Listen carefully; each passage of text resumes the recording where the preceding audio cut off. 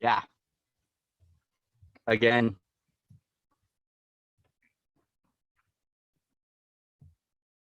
Starting to question my own sanity. How's it going, everybody? All right. This one's been nagging at me. All right. It's been nagging at me because I said I was going to do it. Before I went to California, I spent like 3 hours recording this whole thing for Venus retrograde. It was all nice and it just never uploaded. And it's just internet. And so we're going to get it done today. We're going to grind it through. Okay. Hi, everybody. Hi. We're back again. We're back. There's a lot worse things that could be happening in this world and a lot worse things I could be doing. All right, so we're going to do Venus retrograde in Capricorn, which is today. So happy Venus retrograde in Capricorn. We're going to go through and we're going to do all signs. So we're going to be working with the Venus sign since the focus is on love, relationships, partnerships, self-love. We're going to be looking at all signs, but we're going to be looking at your Venus. But please take what resonates. Like if there's somewhere else in your chart that speaks to you or an element, just go with it. We don't fix to anything here. We're just having fun. Since it is Venus in Capricorn, we'll start at Aries and work our way through. Or actually what we'll do is we'll roll on it. We'll just roll. So we'll do it random. We're not going to do it in any order. We'll just go quantum. Have fun with it. Oh, hello. Hi. Yeah, again. Hi. Hi. I like that name, Queen Star Sophia. One more time. We're going to celebrate. Hi, Tweety. Hi. Yeah, I went to the store. Got some beef jerky and some snacks. I ate. I found out that I have a gap in time before I go out to dinner with some friends. So I was like, let's do some more work. Why not? I also, too, I really wanted a cigarette. And so I figured that instead of getting a cigarette, I go live.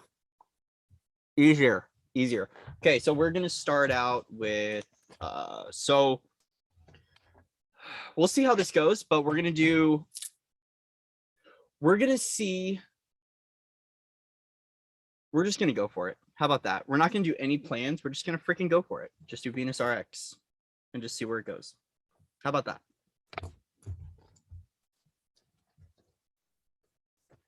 Because I had a way that I did it, and that's what I'm going to go over to.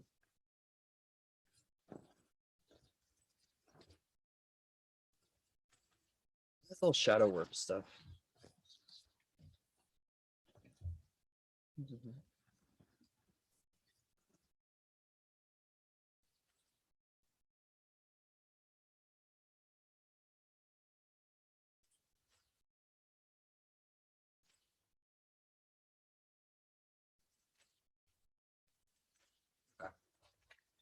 All right, let's see what sign is going first for Venus retrograde. Aries. Okay, we're going to start off with Aries. Darn it, and I didn't do. Let's see if we can figure out how long I've been live for, because this whole timestamp thing is a little ridiculous sometimes. So I've been live for roughly 3 minutes and 50 seconds. We'll do. This is going to be ridiculous how to add this up. I wish there was a way I could just like click right here and create a timestamp right here versus having to do this whole metamorphosis thing. It's okay though. We'll figure it out. Okay, so reset.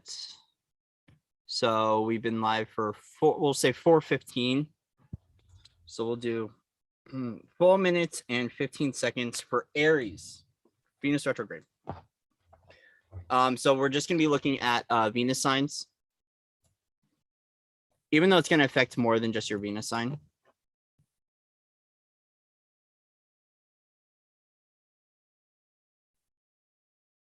There we go. Cool. All right. So Aries. Let's see.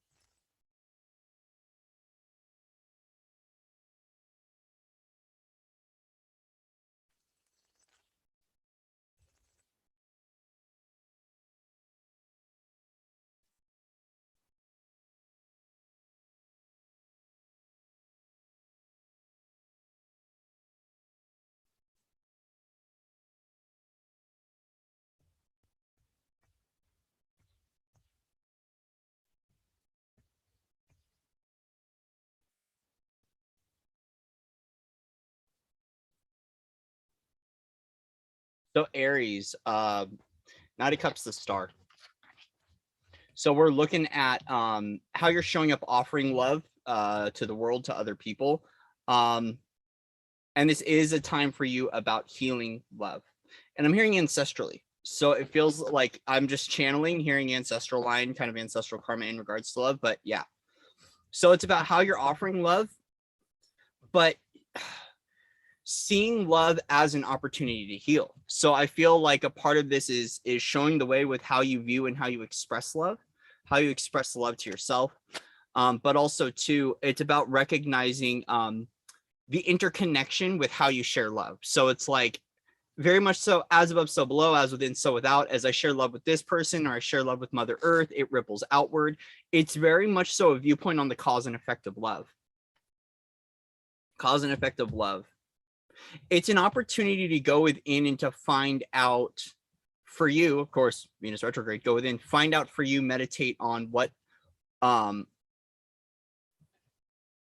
of love you need. Like, I mean, very typical what we would know about Venus retrograde. That's why I'm kind of like, it's how your love for yourself, how that expands out through the dimensions and how it affects other people. Queen of Cups.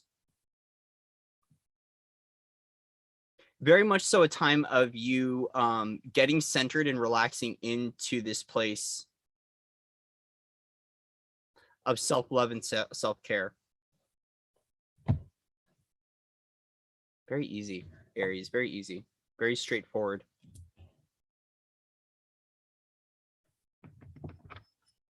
But there's something with the way you also wear your love as well.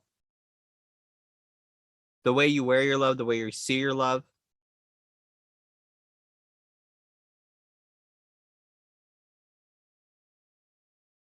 It's not only just about giving, but it's about receiving and in your perception of love as well.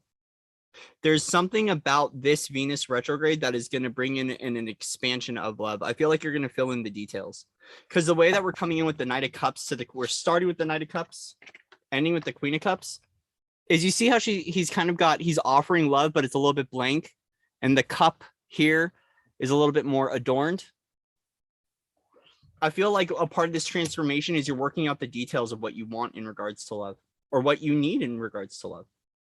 It's a refinement, but it's an opportunity to refine, to find the details, because what you're doing is you're creating your masterpiece. So Aries, focus on giving back to nature. As you give to self, give back to nature. There's something about being very raw and vulnerable with yourself and being able to see not only how far you've come in your healing journey, how far you've traveled, but also really seeing the raw vulnerability of yourself or the people in question that you want to offer this love to. So whether you're in a partnership or not, there's something very revealing about this. This is also going to be an opportunity, Aries, for you to lead the way in love.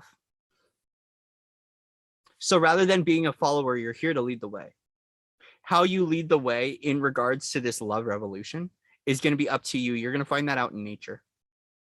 Since we do have a lot of isolative frequencies, but we have offering frequencies, it's going to very much so be a time of doing this yourself.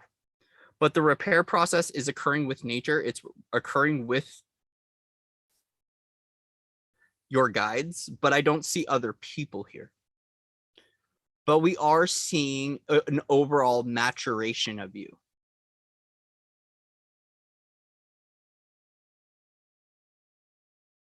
It's going to be about seeing love as an act of being rather than an act of doing, because you're coming forward with love, and we're ending the reading in being in love. So it really is about the opportunity to fall in love with yourself, to get greater insight, clarity, and detail on what it is that you want, what it is that you desire, what your truth is, and to show that way for other people. I really like this for you, Aries. I think it's very simple. It's very eloquent. And since we are coming from a knight and a queen, we're seeing an opportunity for you to really come into the newness of love for self and for others. take time to connect out in nature. For some of you, this might involve grid work. Like that which you receive, share with Mother Earth, very much so. It is about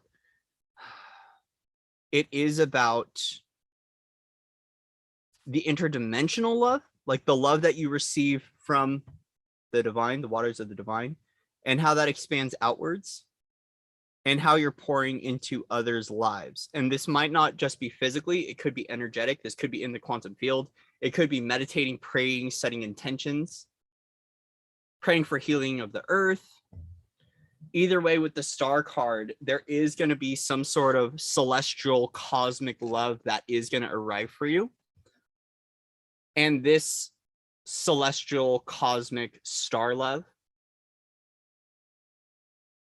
is being shared not only through you and for you, but all around you. It's like, as this love that you receive serves you, it serves the all. Whether you're intentional with it or not, this love that you're receiving, this healing that you're receiving from Venus is important for the world and important for the collective. Like it feels like that which you receive is expanding out, whether you do anything with it or not. Okay. Very cool, Aries. Very simple. Very simple message.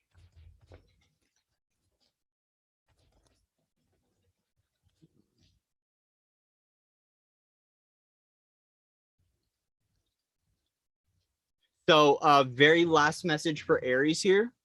There is a new truth that's opening up to you, but we have to make sure the past isn't affecting this present moment. Because all of a sudden these cards flipped and it felt like for a reason. For Aries and for anyone else, I just want to state that there's a new truth or a new timeline that's available to you right now or coming through this Venus retrograde. But what matters is that your past isn't carrying into this present moment. Or also, I want to state this with Aries, with some of you with Aries, be mindful of old past life karmic timelines that are going to surface for you. Because the thing is as you're going through like an evolution of your love, a maturation of your love, as a choice points, because you're choosing mastery of love, it's kind of like a Mercury retrograde, right? Here come the X's. Just be mindful of the timelines and the truths that show up. Check to see whether it's congruent or harmonized with who you are in this now moment, or if it's based off an old truth. Okay. That's all. Thank you, Aries. Next, we got Taurus. Taurus. Aries. Now we got Taurus. Taurus is a bull.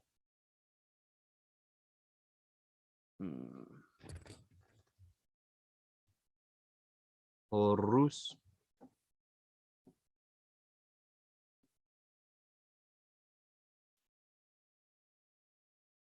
I agree, Twitty. They should add that feature for creators. It's okay though.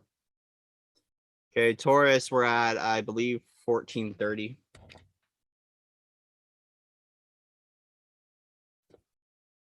There should be a way to be able to view time on here too. Airplane. It's okay. One day at a time. One day at a time. One day at a time. Okay. All right. So Taurus. Taurus,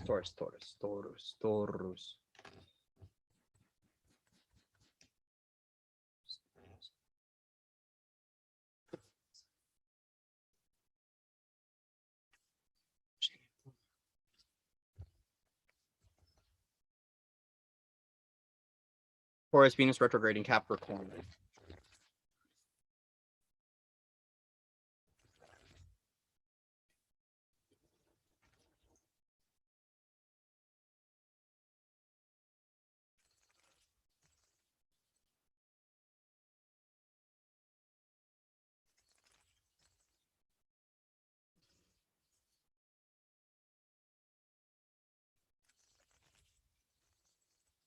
Guess who's back again? Shady's back. Wherever that came from, that's hilarious. Guess who's back Yes, she's back.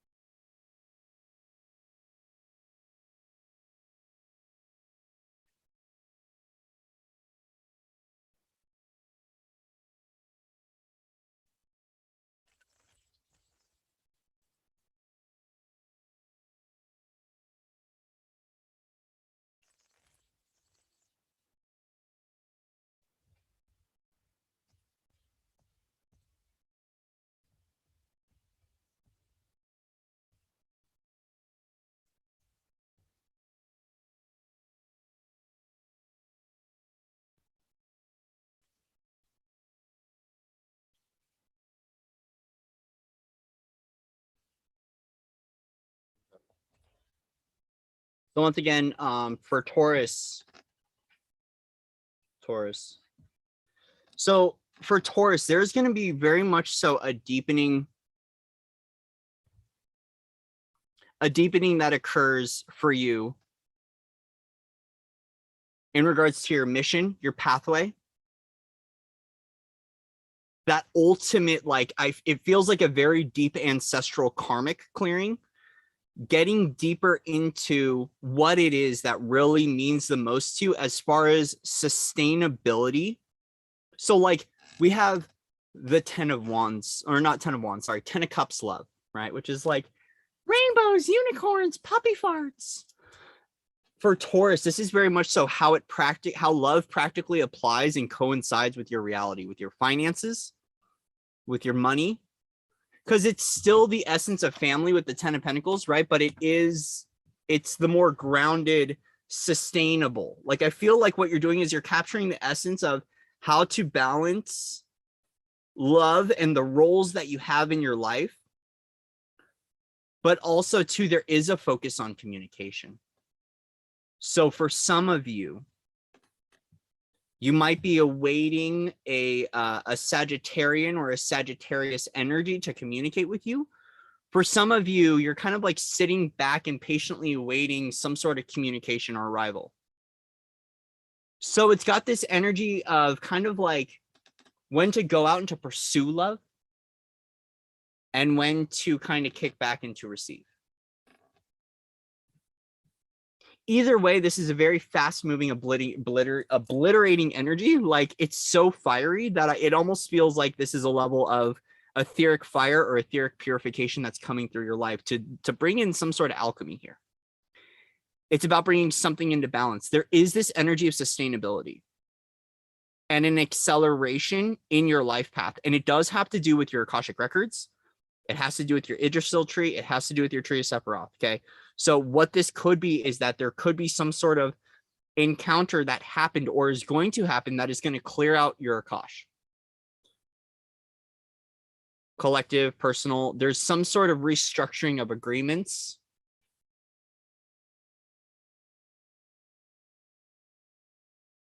Either way, with Knight of Wands, I sense like you're going to feel like you're very much so in the realm of going through and sharing your love with the world. I do want to state, though, that your process of acting from a place of love and not acting like acting out or acting out of character or like not in the TV sense, but the sense of doing. There we go. Whatever it is that you want to pursue or move forward on, Aries, it is a part of your life path and it's a part of clearing out some sort of your Akashic records. It's bringing something into balance. It's also, I feel like there's been old bonds, old ties, old agreements, old energies in regards to love that are being separated out of your life. So for instance, okay, the twin flame journey. When you begin to blend and mend, like when you begin to blend DNA, like with people, okay, parental advisory warning, we might get a little graphic here. When it comes to the energy of creation and entangling or enmeshment with other people. Sometimes, so like there's different viewpoints on this, okay? There's the oneness approach. Everything is source. This person's an aspect of me, blah, blah, blah, blah, blah. There's also been arrangements in other lifetimes, especially with the twin flame journey, where we would intermingle with other partners and we would get soul binds and things like that. We'd basically get versions of ourselves that aren't us, but then because they are within us now, they are us. It feels like an energy of separating out a lot of energies that have been built up within your chakra system. So for some of you, this might be like karmic root work, deep womb work, and separating a lot of old energies out because there is something new that's coming in. It's this energy of I'm ready for the next level, whether this be, it feels like it's a merger of work and relationship. Like it's not just love, but it also how it coincides with mission, like very divine partnership. And I feel like you're getting a very a deep layering of clearing. And as soon as this energy clears from your body through this Venus retrograde, you're going to get quick communication back regarding love. This might be from a Sagittarius or a Sagittarian energy. We do have mainly fire here on the table. So we are looking at fire signs here, if it is someone in particular. Either way, it's how love coincides with your work life, with your business life, how it builds a sustainable foundation for you and the future of yourself. This is kids, grandparents. We're looking at a general overall how the love that you share with self and your partnerships and romantic partnerships, how it affects work, how it affects business, how it affects your family, the in-laws, the relatives. There's this very much so this sense of a refinement and making sure that the energy that comes into your life is going to be good for not only the future of you, but the generations to come. There's this energy of trickling, like the choice I make today affects past, present, future, all existing in the now. So it seems like the focus is not only on the love that you express and share for yourself now, but how that's going to affect future generations when it comes to your family line. Very much so an opportunity to like go deep into the family line programming to make sure whatever you're cleaning up is a stable, sustainable life for future generations, which I like. It's very much so thinking ahead of the game in a good way. And it's very much so got this micro macro approach to recognize that the choices you make today affect tomorrow and affect the generations to come. So it's in a very wide scope. I feel like you're getting this review in a sense over how this has affected your family life, how it's affected the generations of your family. And it appears that there is some sort of magic that's awakening within you. And there's going to be very fast communication once this is over regarding this energy. So for whatever Aries or sorry, Taurus that I'm tuning into, some of you might be going through a separation as well. And as a result, that's what this temperance energy is the separation is actually clearing out your Akashic records and it's separating the energies. So they're two autonomous beings. So anytime there's a separation, right? If you've been enmeshed with other people's energies, it's like kind of pulling apart those energies. So you might be getting, there might be communication about a breakup for some of you. There might be an ending that comes through. But it's important for whatever is clearing and the separation of energies because there's a maturation and a refinement of you as the soul essence. So if you have been blended with other people's energies, this separation is occurring for you and you will be receiving communication about this, but it's an important part of your alchemy and a refinement of your gifts. It's important for the evolution of you. Okay. So that's what we got for Taurus. Just keep building, Taurus. Keep building. Keep focusing on yourself. Keep focusing on rebuilding your self-love. So this building, it could be in regards to business finances, but this very much so is like just keep building up your reality. Just keep focusing on building on you because this is a bridge. You're building a bridge or a ladder into the next dimension or next version of you. So I want to state right now that all this work that you're doing, all the separation, the pain, the clearing, each one is a rung on the ladder that's getting you to the next room. And you're in the process of assembling this ladder right now to travel basically into the next dimension. Okay. Beautiful. All right, Taurus.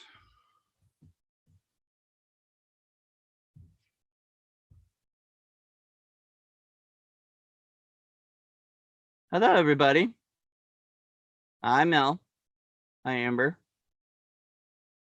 All right. So let's see who's next. We had Aries, Taurus. And now it's so funny because right before I heard Capricorn, and here we got Capricorn. Capricorn. Capricorn. So we're doing Venus retrograde, Capricorn. What's happened with Cabbage Corn? Cabbage Corn. Hey, Skywalk. All right, so we'll do a 2640 for Capricorn.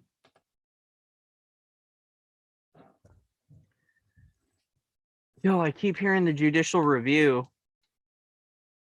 Man, someone's going through a judgment day right now. I know the collective's going through a judgment day review, but I hear it so many times, and it's just like, you guys are going through it right now. Okay, Capricorn.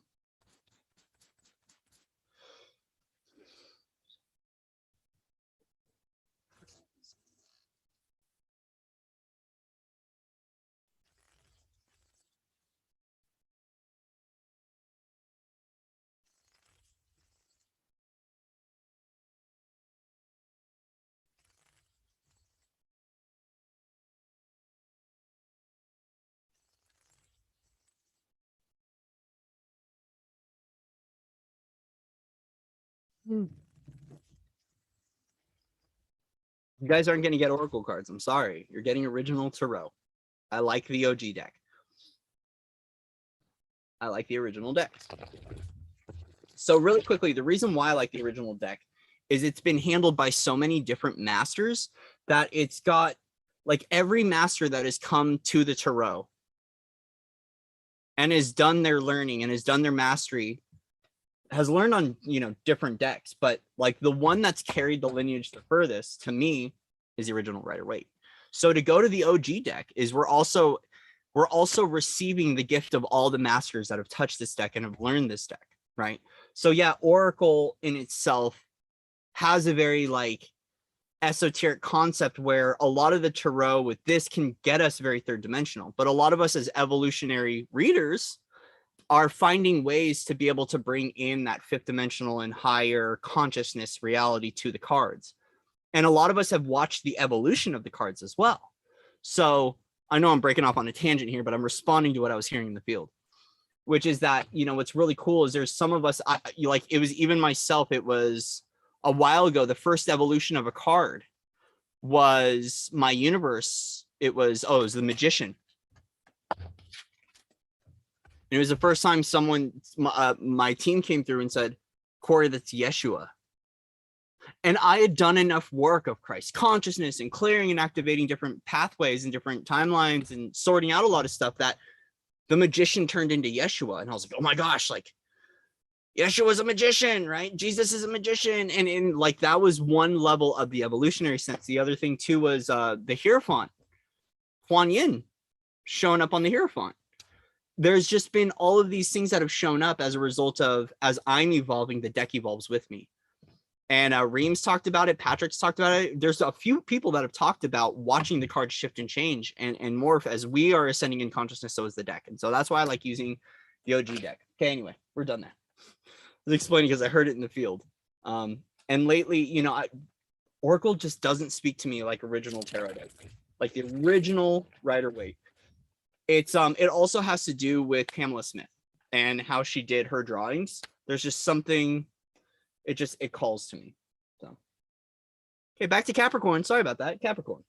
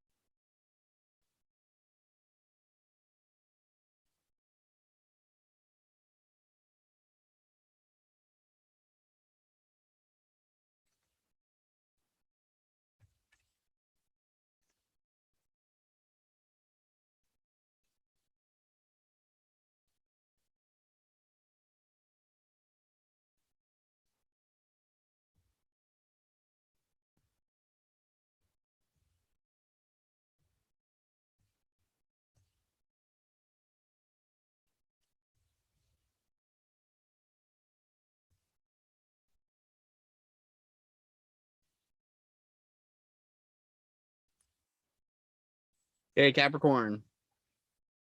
Venus retrograde.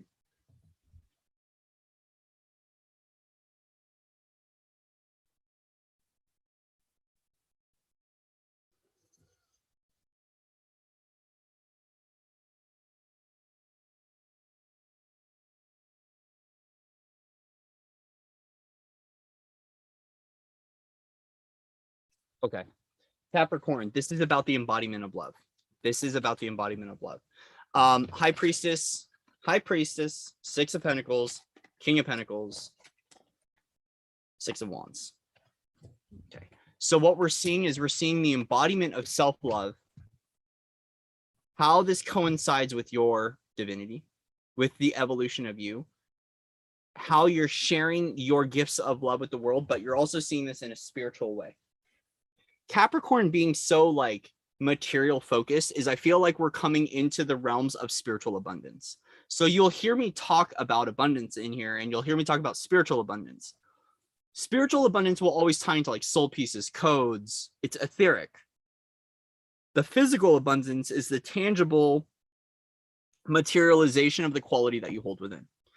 This is very much so in the realm of the esoterics or beyond the veil, especially with the High Priestess. I feel like this is a moment to disconnect and find the love in the ethers and how that connects directly with you. The one thing about the High Priestess is that I notice sometimes is the High Priestess, it looks like she's almost hugging her womb. There is some sort of creation, Capricorn, that is being born within you. And there's something about caring and loving and gently holding this version of you and seeing the abundance within you. But the esoteric abundance, the spiritual abundance, right? We're looking at the energetic quality, the prima materia of you and how that is shared. In some realms right now, I want to state that you are definitely walking away victorious. Whatever encounters that you've been going through, especially in regards to the realms of the Father, you're walking away victorious. There's something that has occurred with you, Capricorn. It seems like there has been some sort of father line or a destroyer line or a male role model that's very fiery. Like I almost want to call this like a male dragon in a sense. That you are now, you're walking away victorious from whatever storyline this was. So I've got this energy of like a storyline that's being produced in regards to the Father. You're victorious and very independent on your own. Capricorn, I feel like this too is very much so about finding your independence and how that integrated walk of the self-love of you, how that coincides with your belief systems, but how you're marching forward on this journey of celebration. Especially with the holiday season here, we've got, look, the gifts of the three magi walking hand in hand. There is this energy of some sort of either, some of these Capricorns, it might be a pilgrimage. You might be actually walking with people, physically walking, shifting locations. Either way, this passageway for you is all about celebrating your love of self, how you can express that more to other people, how it ties into your intuitive abilities, to your intuitive gifts. And for some of you, it might be an intuitive business, especially with High Priestess, King of Pentacles. This might be, you're taking your business, you're integrating the divine human version of it. And it's like kind of this bringing everything in and tying it up in a nice little bow, like it's a refinement energy of how you carry this forward, share it with other people. And it's got this assembly kind of feeling. It's got this feeling of like, I'm going to take a little bit of this, a little bit of that, but not take from a place of like, it's not yours. You're basically assembling the building or the puzzle pieces of the divine you and how that's shared with others. There's very much so a reciprocal energy and recognizing that actually things aren't as cut and dry in your reality as they may make it out to be. You recognize there's a cosmic order and there's a cosmic balance that's occurring. I feel like a lot of this is coming into alignment with divine law and how this coincides with not only your belief systems, but your business and your money and your finances. Like it's an alignment in a way. It's an alignment to this new you. It's an alignment to that of what we would call spiritual authority, because you recognize that there's a very important hand that spiritual authority plays in this.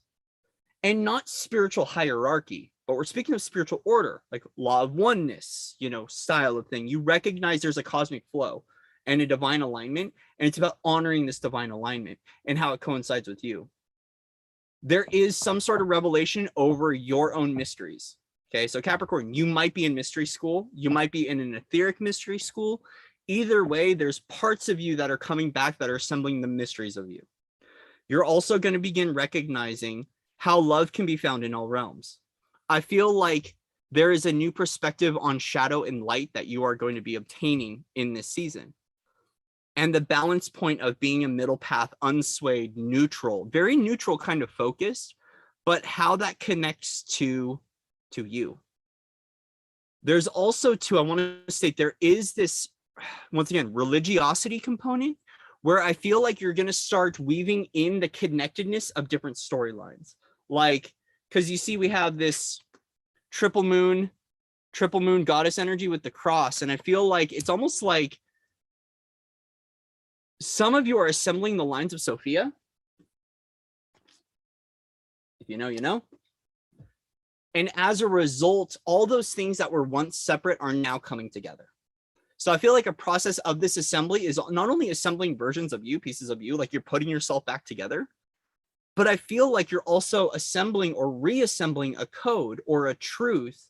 And as that reveals to you in regards to planet Earth, to your own father, to the energies of the masculine, and you're walking away victorious. You're walking in celebration, but this celebration, this harmony is with others. So this is a shared experience. So for right now, if it feels like you're doing it alone, Capricorn, there are others of you or other versions of you that are working on this right now and are putting the pieces back together.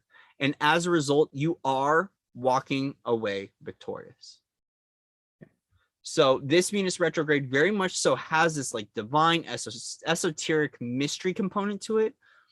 It's the love of your own mysteries and how it coincides with all aspects of your reality. Focus, though, being on business, the pursuit of happiness, the pursuit of your goals, and making sure that it's almost like realigning your money to what we would call high vibrational money. I don't know how else to put it, but it feels like you're actually taking all of these things and you're almost ascending the viewpoint or the frequency of that which you receive. So for some of you Capricorns, you might take money, like you might actually be in the financial industry, and your role right now is to take in money, transmute and elevate the frequency of it. And it's like a part of your job is you're kind of a filter for this finances. And I've met people that do this in their pathways, that one of their missions, one of their focuses is on creating high vibrational money. So for some of you, you might be actually someone who's receiving some sort of charity and you're energetically cleansing it and realigning it. But as a result, it's because you're aligning your value system. You're aligning your value system. So very much so self-worth, self-value, and you're receiving back for all the hard work you put in, Capricorn. You're receiving back. And so for some of you, so for some of you Capricorns too, you might have not actually seen physical, tangible evidence in your life over your job well done, and you are going to see this come into form and into manifestation. It's no longer going to be etheric. It's actually going to physically show up.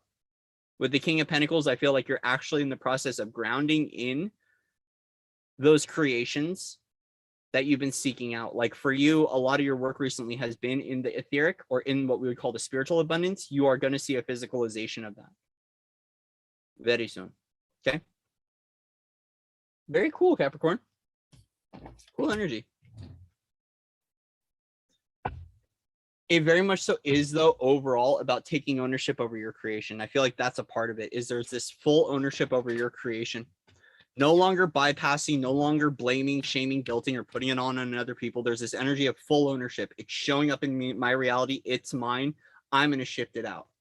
And as a result, you're not playing in the realms of victim anymore. You're not playing in the realms of martyrdom. You're playing in the energy of empowerment. That's that King of Pentacles energy. To me, if you want to see King of Pentacles, like if you want to see a very empowered version. It's you coming into this and being very victorious. Very victorious. And I like this energy for you, Capricorn. And see, and that's the thing is this. So Venus retrograde did have that essence of bossing up. Capricorn, I don't know if Capricorn can boss up anymore because Capricorn is the boss. Like to me, like Capricorn is the boss.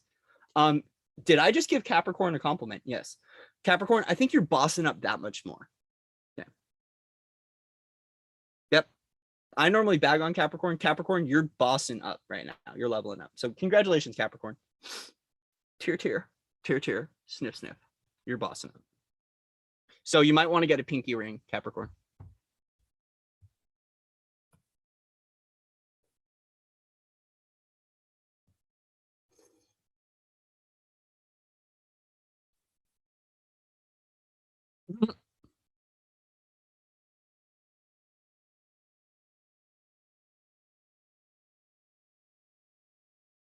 All right. Who's next? Who are you?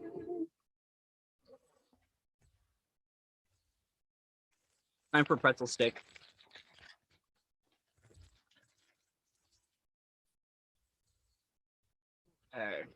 Who's next?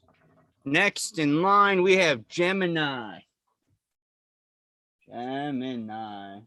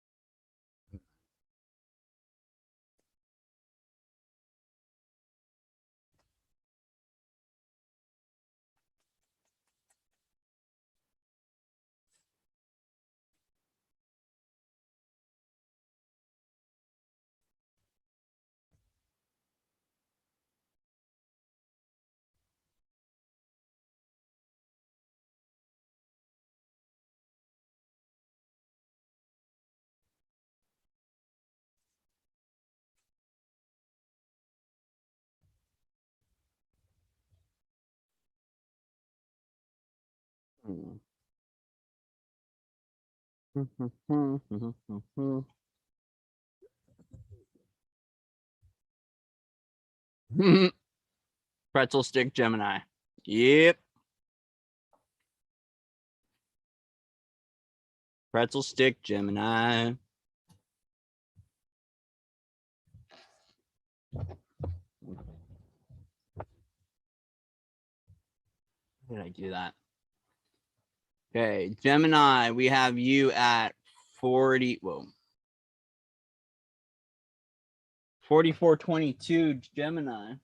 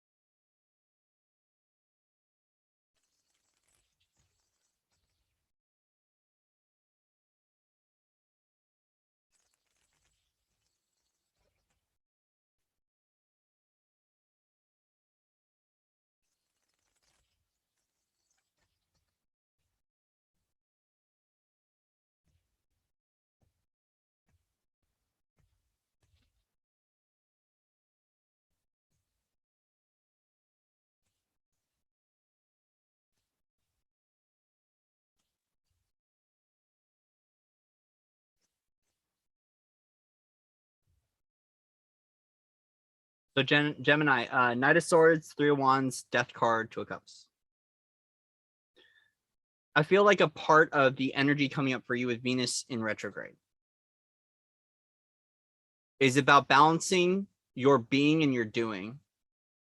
Knowing when to go after what you want. Like it's knowing when to pursue your passions and when to sit back and to receive them. Okay. So a lot of your focus is knowing when to act, when to do.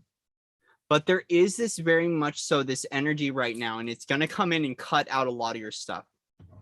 And it's observing your own, taking moments to observe your own transformation and to also observe the cycles of love in your life. There's something kind of got this a little bit of a review energy, and it's reviewing the transformation of you in regards to love.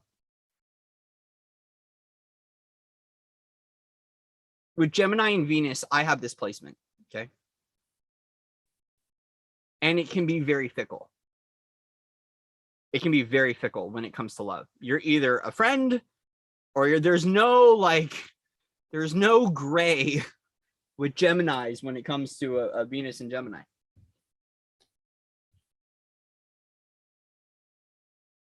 But there's something about the transformation of you and keeping things very reciprocal and balanced in your life. So with this, I feel like there is also a transformation of you that's going to bring more harmony and balance into your life. So here we're ending in, okay. Here, the sign of Gemini. Wait, there we go.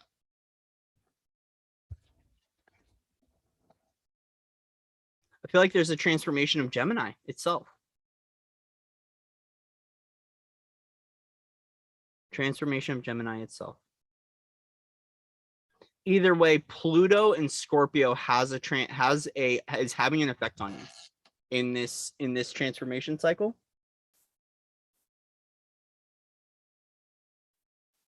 And we're looking at that air epoch energy, the energy of things coming in and really cutting out a lot of distraction out of your life. Opportunities are going to get cut out. It's got this energy of the universe is going to come in and cut a lot of stuff out.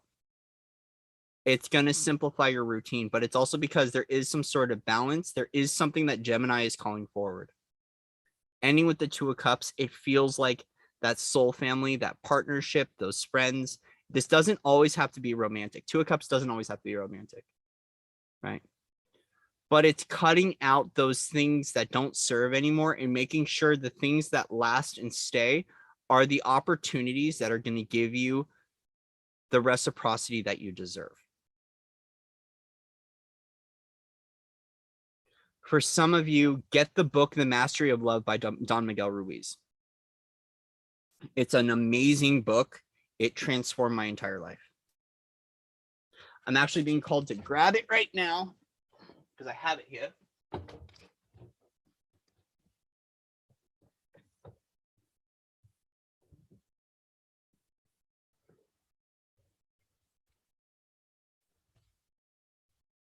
Mastery of Love by Don Miguel Ruiz. It's a practical guide to the art of relationship. Gemini, I'm being guided to share this book with you. It's going to help you out a lot with whatever's occurring in your own life.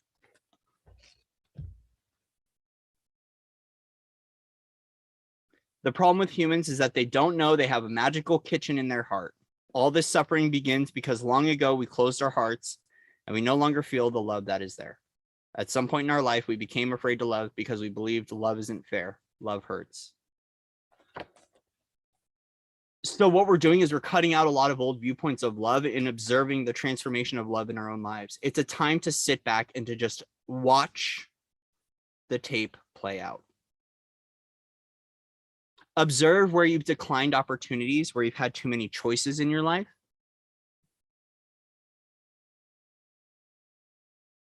I'm hearing the song Walking the Wire by Imagine Dragons. Amazing song. One of my favorite songs. I'm actually going to play it right now. It's got this energy of we made it. It's been such a quick journey to make it to the top. While you're up here with this new viewpoint and new perspective, you're being asked to let go and to surrender to the possibilities of this transformation and what is to come. Some of you Geminis, it might have been a very isolated and alone journey, kind of like lone wolf being on top of the mountain all by yourself. And now it's going to be about getting off the mountain, going out into the world and finding that which you belong to. The way that I'm seeing it is because it's like there was such a quick pursuit to get to the top of the mountain. Now that you're at the top of the mountain, it's like, what do I do here? And it's very much so about getting this ground eye perspective, right? Like going down into the muds of what's going on in the world and finding that which you want. So for Geminis, this might be a recognition that in your process of creation, it's not just like the new age approach of like you just wish it and it shows up. There is going to be about grounded practical steps towards getting what you want in life, whether this is career, finances, personal relationships. Either way, it's a time in this version of you, this transformative version of you, to go out and to create this transformation and to find those lasting relationships in the world. Yeah, there is. I'm hearing you're going through a change. I'm hearing oh gosh, who's that song by? It's called Praying by Kesha. So for some of you that have gone through a lot of deep hurt, listen to that song, Praying by Kesha. It's about the evolution of the soul. And it's saying basically how you're better off on your own. Geminis, I want to state that for some of you, you've chosen a path by yourself because you figured like that was the only way that you needed to get things done.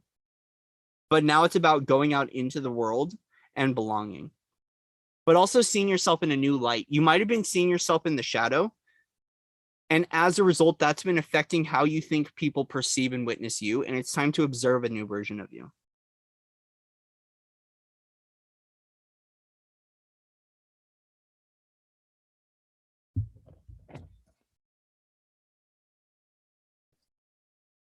There's that King of Pentacles energy. It's almost like an energy of refinement of the Divine Father, but it's integrated. So for some of you, you might be integrating your masculine. Gemini might be focused from the Knight of Swords becoming that King of Pentacles. It's like the swords fall away and you're coming into that abundant version of you. So there is, once again, another level of maturation. There is a process, a death process. Feels very shamanic, hence why Don Miguel Ruiz came up. It feels shamanic, and I feel like Pluto is going to have a say in this for you in a beautiful way. So thank you, Gemini. Thank you. Interesting. I don't know how I feel about that one. I don't need to feel any certain way, but I like it.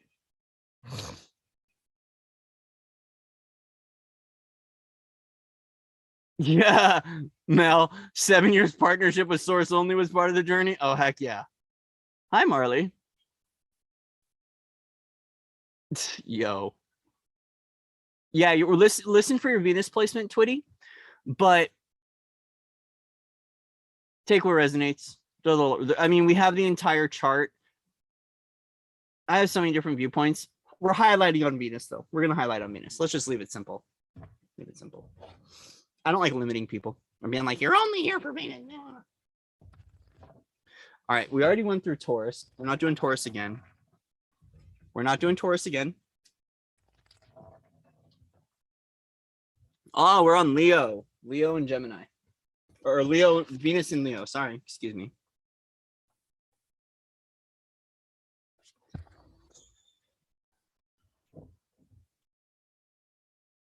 And then we're going out to dinner tonight. We're going out to dinner. Who wants to go to dinner? Yo, I can't wait for the day where I show up live. I'm like, hey, who wants to go out to dinner tonight? And then we all just go out to dinner afterwards. I can't wait for that day. Crystalline cities, man. They're coming.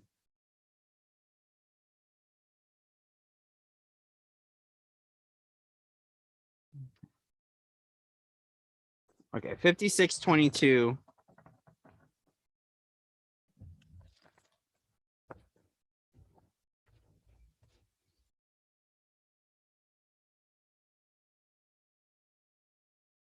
Who's ready for crystalline cities?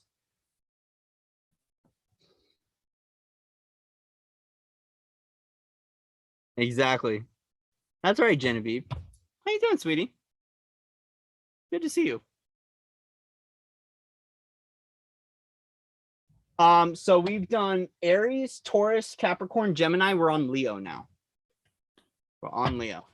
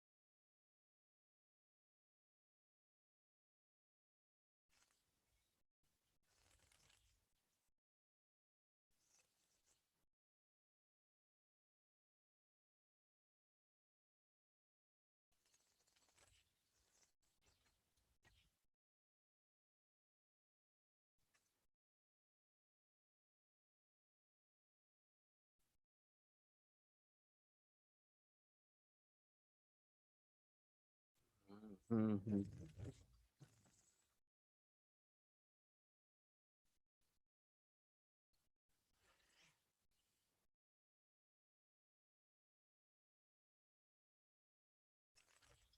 There we go.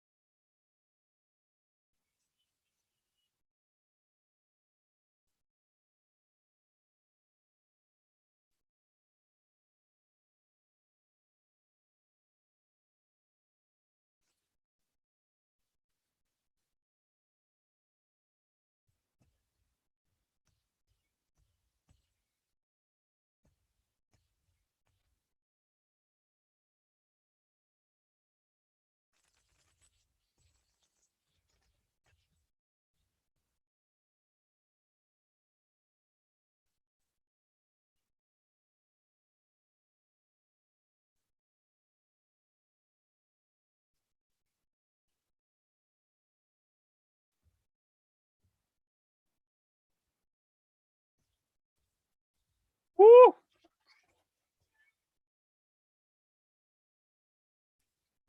Leo. Dang, Leo. This one.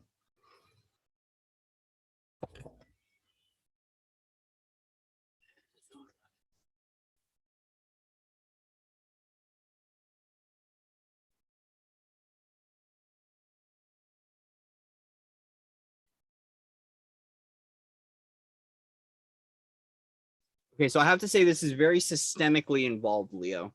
The Tower, Justice, Hermit, Five of Wands. I feel like Venus in Capricorn, Venus retrograde in Capricorn is very much so about the transformation.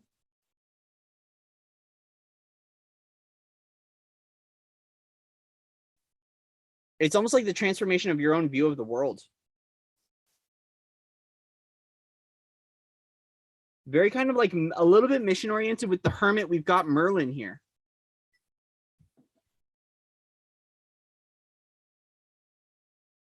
It's got this energy of redirect. Like, especially with the Tower.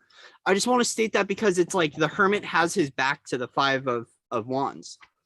Recognizing that, like, the competition, the chaos, like turning your back to it and finding another route. There's this energy of realignment, especially with the Tower. Tower is universal realignment. But right now, the universal redirect that's occurring through this Venus retrograde in Capricorn, okay? Leo is Jupiter, so this does tie very much so into the work, the ongoing work that's been going on. Yes, it is for your Venus sign. But take what resonates, throw the rest away. There is this energy of this is a collective energy, a collective redirect back into our magic and what lights up our hearts again. But what lights the way for ourselves? It's got this energy of turning your back on the chaos to find peace. Either way, there is some sort of systemic realignment and purification that's coming through. The embodiment of the Phoenix. The love of cycles, especially with the Tower, Justice, the Hermit. I feel like a part of this is that that Leo, Venus in Leo is very much so once again, just like Capricorn, finding the divine order, the divine balance, and recognizing, okay, I feel like Leo is going to find some powerlessness in this, but is going to find empowerment in the choice point on how to view this situation and the situations that have been unfolding in the collective. There's very much so this energy of a transcendence of ego, and recognizing that Leo, this energy of this Leo isn't the most important person in the show. And as a result is finding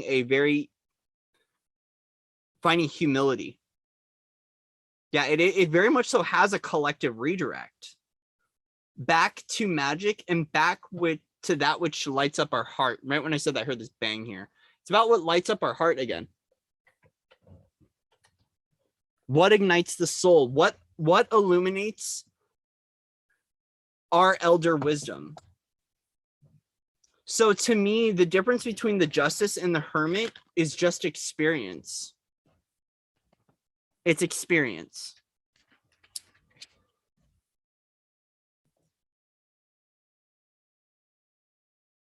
And as a result, whatever maturation, once again, that word maturation is coming through, whatever evolution of Leo is occurring, we're coming out in the place of turning our back on all the futile attempts of creation, the competition, very much so like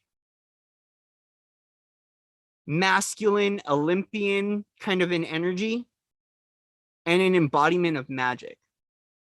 But it's of a divine quality, recognizing that there is this kind of like Libran quality to it about being a balance point in the collective. It's interesting because I know the focus is on love and partnerships, but there is this like esoteric collective balanced, being the scales of justice, being the balancer, being the equalizer. That's the word. Leo right now is being the equalizer. So the energetics of Leo in Venus right now is very much so an equalizer, propagating equality, propagating, lighting the way for equality, and turning the back on competition.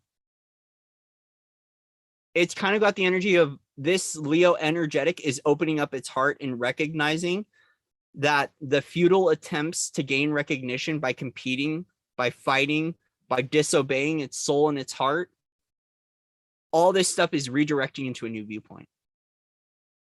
And it is being that beacon of light. And so I feel like this massive deconstruction that is occurring to the Leo energetics is bringing a balance point on what is creating that pillar of light from within and where to shine that pillar of light.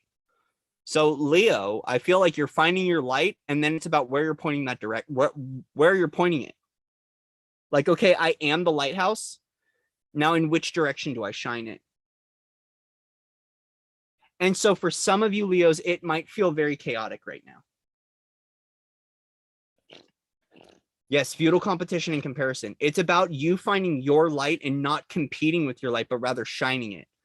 So it's got this energy of like, my blank is bigger than yours. This isn't about a size comparison. It's just about recognizing that your lighthouse is necessary just as all are. So it is an energy of a completion, a maturation, and almost like the activation of the elder or the sage in Leo. Either way, the universe is doing this for you. The universe sees that there is some sort of karmic balance that's coming in to bring balance to your life.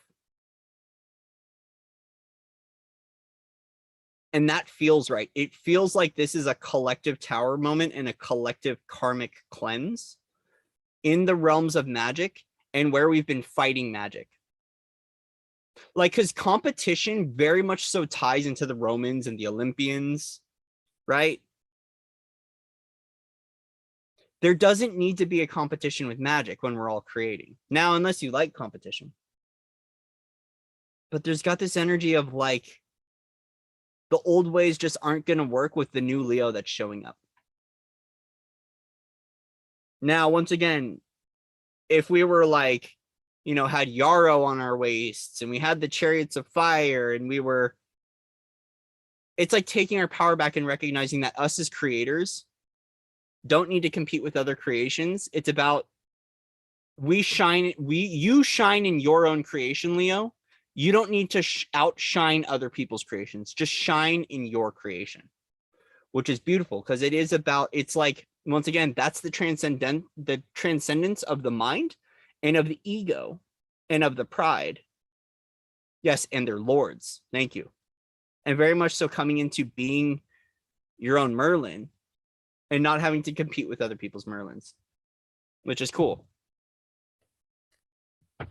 And it is about a new foundation that's being built right now. The harmonization of this frequency. So whatever light and activations you're going through with Venus and Capricorn, it's about getting your mind, body, and soul aligned on that page. But there is some sort of karmic shifting that's occurring and it feels collective. So the sign of Leo in Venus. So focus on Jupiter and Venus in that connection in your chart or just in astrology. There is a huge karmic cleansing that's occurring with Jupiter in association with Venus. So this could be the lines of the guru. This is the lines of creative energy. Jupiter is also music industry, entertainment. This is a complete restructuring of Jupiter in our life because it's necessary for the new illumination point that's opening up for all of us. It is a karmic clearing. Cool. Yay! Yes, individuation and authenticity. It's allowing everyone's authentic truth to be what they are and not to say one is better than or less than. Because that's such a hierarchical, that's that hierarchy, patriarchal. You know, I almost want to tie that, since we are working with Jupiter, the lines of the guru. Because the essence of the guru isn't distorted. Media, popularity, and finances is what created the distortion in the guru. Same with sex too, which is back to Jupiter. Luck, finance, expansion. It's like, especially with that focus on Jupiter and the expansion and kind of the luck component, the lucky component of Jupiter.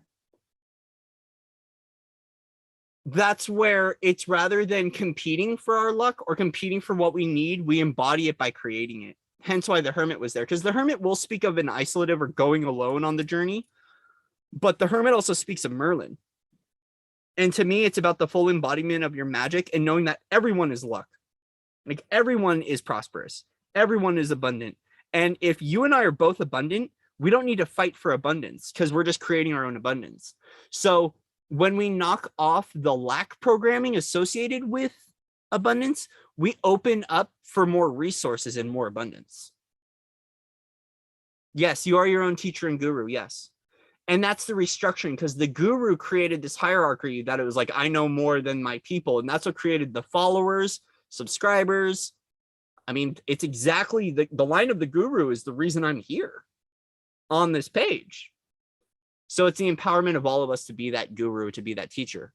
Hierophant, to be our own inner teacher and inner guide. Right? Finding your mastery. Very cool. Leo, very cool. All right, who's next? Who's next? Diet Dr. Pepper's next. You should be drinking water. You should mind your own business. Sorry.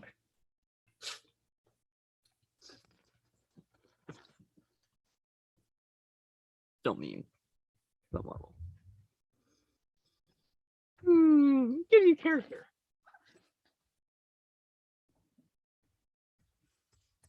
All right, let's go.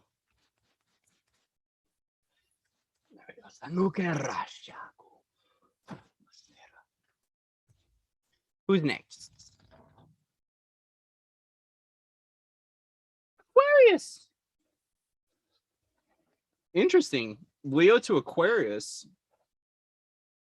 Is it opposite day?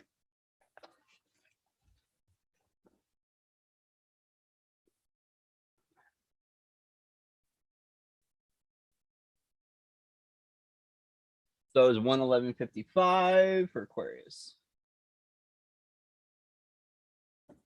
Venus in Aquarius.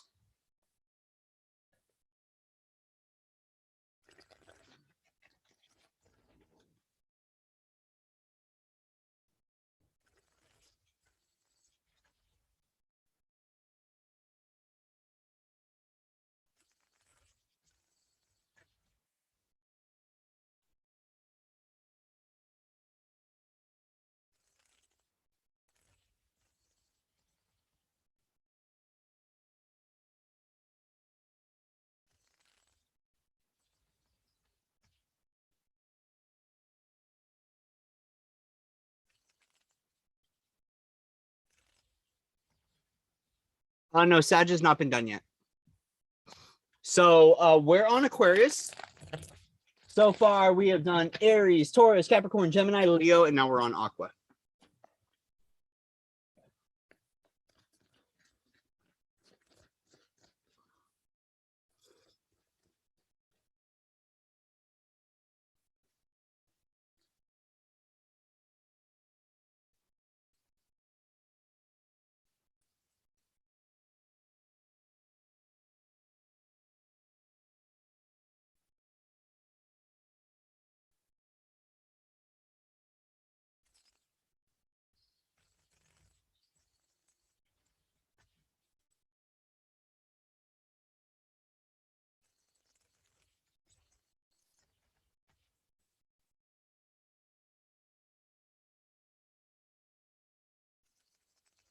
Oh, we dancer. Oh, this song. Human by the Killers. Yeah, so Aries was 4:15, 4 minutes 15 seconds.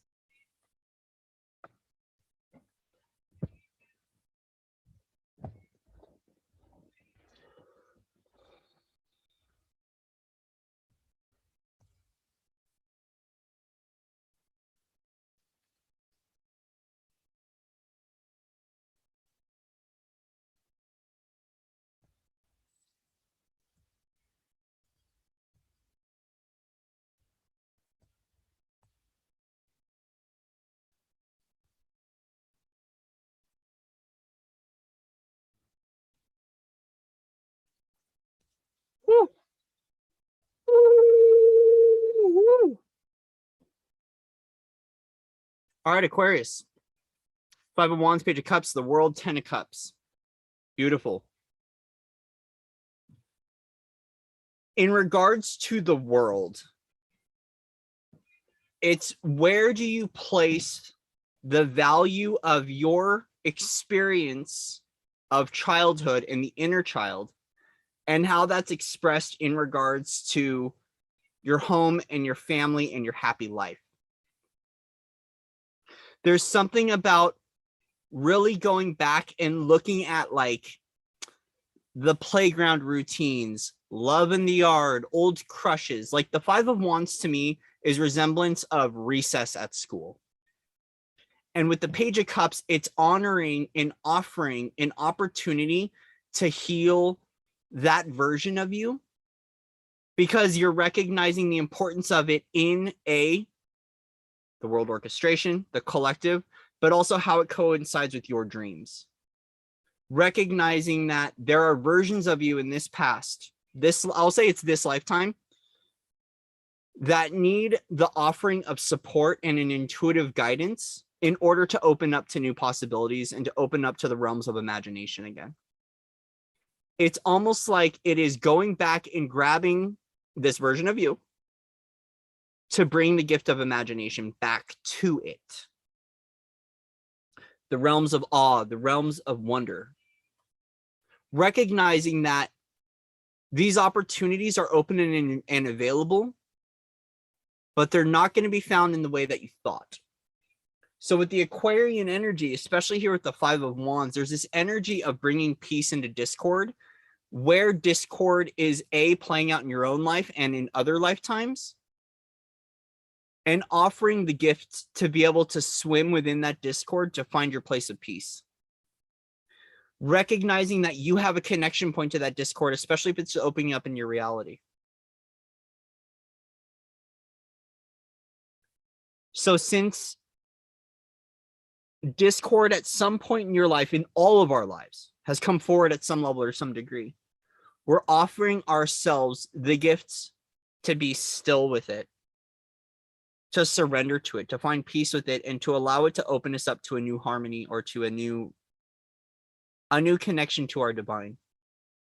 As we celebrate those versions of ourselves, okay, as we celebrate those versions of ourselves that have gone through those aspects, the universe celebrates us.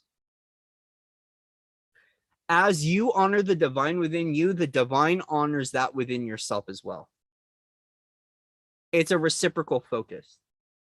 But recognizing that the child, the inner child, is at the forefront of your victory march right now and your wish fulfillment, it seems like you're no longer going to fight with the child, but actually begin to cooperate with your child. So for Aquarians, this might actually be your actual children. I'm getting it is your inner child, though. You might have been at war for some time with yourself and with your youthfulness because of aging, because of maturation, because of having to grow up too fast. There's this nostalgic quality that's taking us back to a place of like the Little Rascals or Sandlot. And as a result, when you go back to that place of you at like 5, 6, 7, 8 years old, but the purified version of it, I feel like you're going to begin to see the world with a new set of eyes that's going to open up new possibilities for you. So there is this energy of kind of like a return to a youthful presence of you, because it's a new way you want to see the world. It's from the eyes of fresh eyes and not from the distortion and the imprints and the trauma and the belief systems that you've encountered, right? Like throughout your life. It's like seeing life through the lenses of a 3-year-old versus a 33-year-old. Because the thing that separates the 3-year-old from the 33-year-old is all of the lessons and growth, which can be healing, wounds, wisdom. It's everything from that. And I feel like that has had a skew on the way that you see opportunities. So as a result, a part of you getting your wish fulfillment is gifting that wish fulfillment to those versions of you that never received them. Does it make sense? I feel like for some of you, you might actually communicate with childhood friends. You might feel inclined to go back to your old neighborhood. You might want to move to a city, place, or somewhere that reminds you of childhood. There is a nostalgic quality and a nostalgic approach to it, because anytime we go nostalgia, it means that something new is about to open up for us. Anytime we kind of go through a regression in our life and we start thinking and reflecting back on like the good old days, it's because you're about to level up. So Aquarius, you're very much so reflecting and nostalgic because you are completing some version of your life and you're opening up to the journey of 10 of Cups.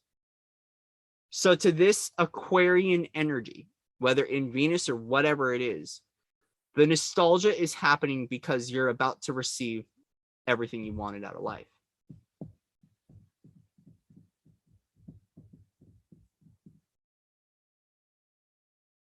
So if you find yourself looking back on things and missing people or whatever, wanting to go back to old realms and old environments, I invite you to tune in and to listen as to why, and to just follow your gut, follow your intuition.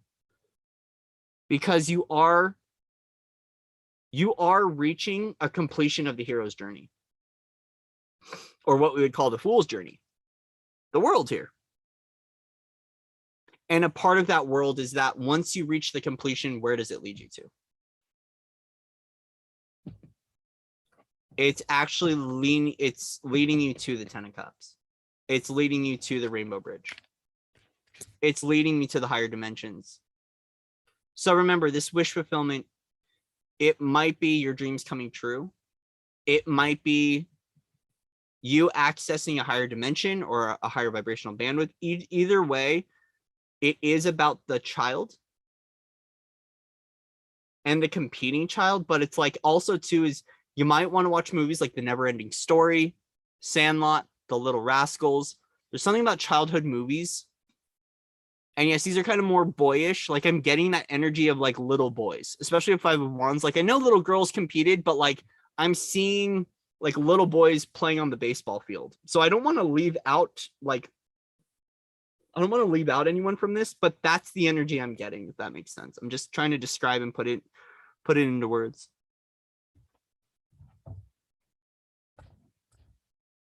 Yeah, either way, there is some sort of alchemy that's taking place. There's a new pathway that's unlocking. And sometimes temperance speaks to me of the initiation. It's like you stop here, you meet the angel, you wait for these energies to separate and to come into balance before you start the new pathway. Which very much so I want to state, Aquarius, your key to the next chapter of you is through the divine child. Goonies is another one. Thank you, Twitty. Goonies. Aquarius, this is important. Your key to the next chapter of your reality and everything you want out of life is in the divine child. And I'll leave it there. Okay?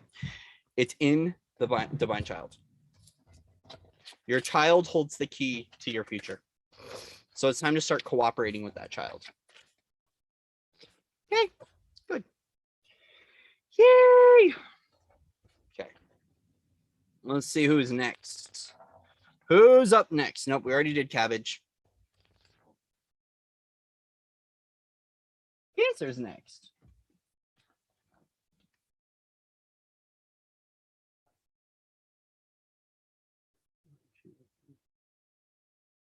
Cancer. I'm just going to roll them all out right now. So we have them all set up. Scorpio.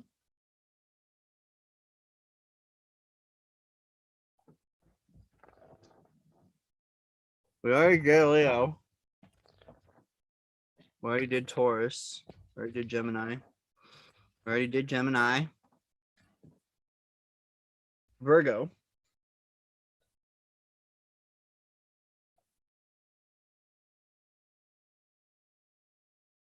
Got three more. Who are we missing here? Oh, Cancer, Gemini, Taurus, Aries, Gemini, Cancer, Scorpio, Virgo, Saggy. That was it. Sag. Thank you, Saggy. Sagittarius. We did Aquarius, Cancer, Capricorn, Virgo, Libras. Libs. There should be one more. 1, 2, 3, 4, 5, 6, 7, 8, 9. We're missing one. Who am I missing? Leo, Sag. Oh, Aries. No, we already did Aries. Earth signs. Taurus, Capricorn, Virgo. Okay. What is it? Pisces. Pisces is the last one. How could I forget Pisces? I'm so sorry, Pisces. All right. Oh. Yeah, no problem. Sugar shock. What's up, people? What's up? What's up? What's up? What's up? All right. All right. So Scorpio is going to be after Cancer. Nope, we didn't do Virgo. So we're doing Cancer, Scorpio, Virgo, Sagittarius, Libra, Pisces. So I just wanted to get them down because the dice thing was taking time. And I got to go out to dinner tonight. I got to go out to dinner tonight in a little bit. Okay, I'm going to take a little stretch break. And we'll be right back. I will be right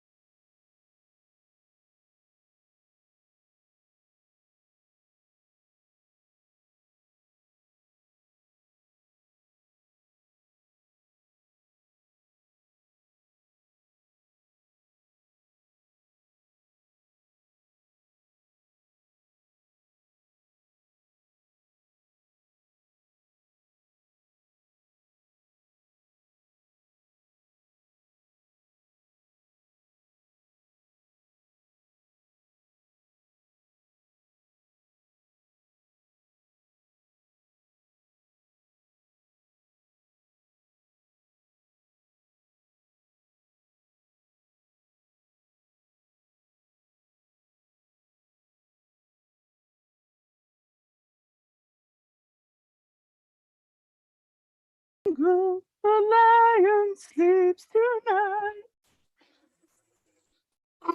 Yeah.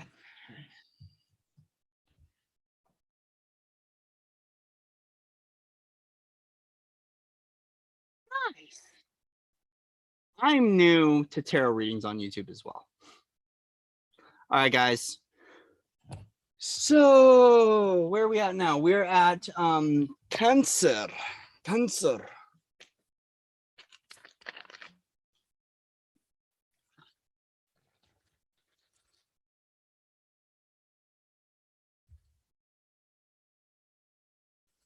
A very pregnant pause. Pregnant with potential. Badoom cha.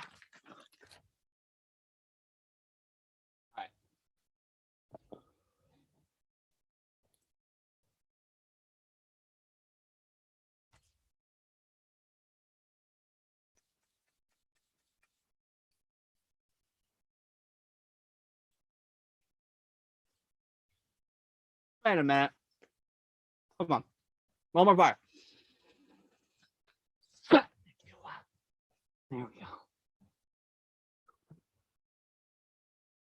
Cancer.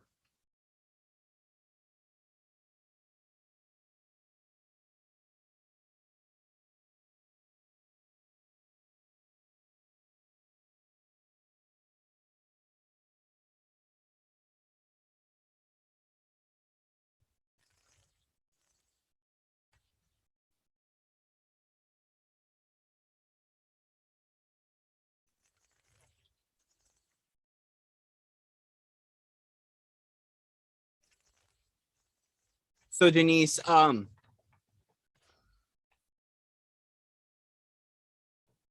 thank you, Eve. That's sweet. Part of the reintegration with society and coming back out as who we are is like, it is a practice. Even myself being so isolative, there's a lot of times on the journey I haven't known how to communicate or like meet other people or socialize. And in a lot of ways, I don't care to socialize anymore. Like, I know I'm going to find my weird ones. There was a lot of systemic judgment and belief systems that I needed to clear myself. And it's a process. And there's some days where I'm super is where I know like it's just going to be super awkward out in the collective. And some days I'm super on fire and I'm super confident. Not every day is the same. I just I want to invite you to just be really soft and gentle with yourself and to recognize that like sometimes a part of embodying our truth can feel uncomfortable, but that's how we find our other strange ones out in the world. And you're never alone. Even if there is the perception of being alone in the quantum field, you aren't. And that's why communities like this really rock. Very much so rock. Because we find other weird lights. And I'll state this. For anyone who's new to my channel, the past 2 years of my life, like so since I joined YouTube, my whole life, a majority of the opportunities I've had, the people I've met, the friends I have today, all came from YouTube. So to go into this really quickly, and I've told this story numerous times, but it feels relevant right now, was I had a session with Samantha, my ex, which she's no longer that. She's a really good friend. She was my twin flame. Her and I agreed to have a twin flame journey together. She's actually got a channel. Samantha Solbright Rodriguez, wonderful woman, wonderful woman. She gave me a session for free 3 years ago, December 21st of 3 years ago. So my 3 years on YouTube is in 2 days, actually. So it was December 21st of 2009. Was it 2019? Or 2018, I don't know. Anyway, on the 20th, on December 20th, so it'll be 3 years tomorrow. 3 years ago tomorrow, she gave me an energy session. I woke up on the 21st and I was like, I'm making a YouTube channel. I made a YouTube channel. As a result, my journey, everything, friends, everything came as a result of YouTube. Now, a lot of it was my journey and agreements and things like that. But like, there's a lot that came for me from these communities that were built, just getting to know people, opportunities to go, one of the places I stayed in another state, in another city, which will remain anonymous, was someone that I met off here. This RV that I live in came off of this, you know, it was a download I got from Gaia. Gaia told me how to do it, how to manifest it. And within 2 months, I was able to get this RV. And I state that because it's these communities that facilitate in us being able to find ourselves, to embody our truth, to unify, but it's the support here. And so Denise, I invite you to just continue connecting online or wherever you feel comfortable, and note that more will come as you amplify that connection of gratitude for belonging to something. Because a lot of our journey, especially through everything going on right now, has been isolation and repair and discovering who we are and awakening. And one day I'm this and one day I'm that. One day I love myself, one day I hate myself. It's like, you never know which chapter is going to open and close in any given moment. But the gratitude for having a journey, the gratitude for breath, the gratitude for simplicity, the gratitude for experience, the gratitude for connectivity, and the gratitude for community has helped a lot in my journey. So keep finding those people that resonate, whether it's online, in person, however it is, because a lot of the journeys that I've had, the places I've gone, the people I've met came through networking online. It is a vibratory crystalline grid of gratitude. So, all right. I just wanted to share that. I don't know why. Sorry. I'm not sorry. You know what? I'm not going to apologize for sharing. Let's see. 134. We're going to do 134 for Cancer.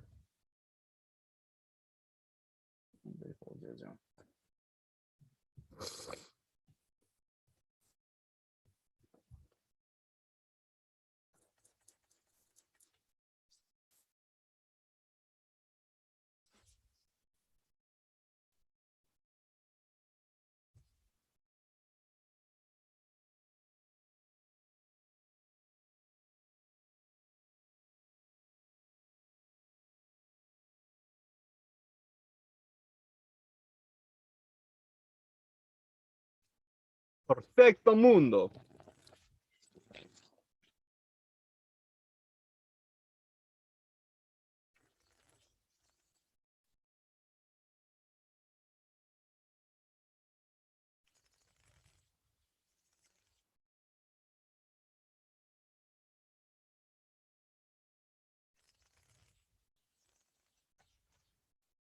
Now if we could just get everyone in YouTube over to Patreon. That's the thing, is just trying to get everything under one roof now.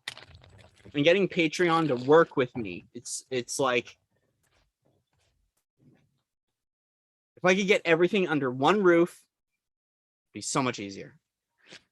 Integrated one roof. As far as the umbrella of this.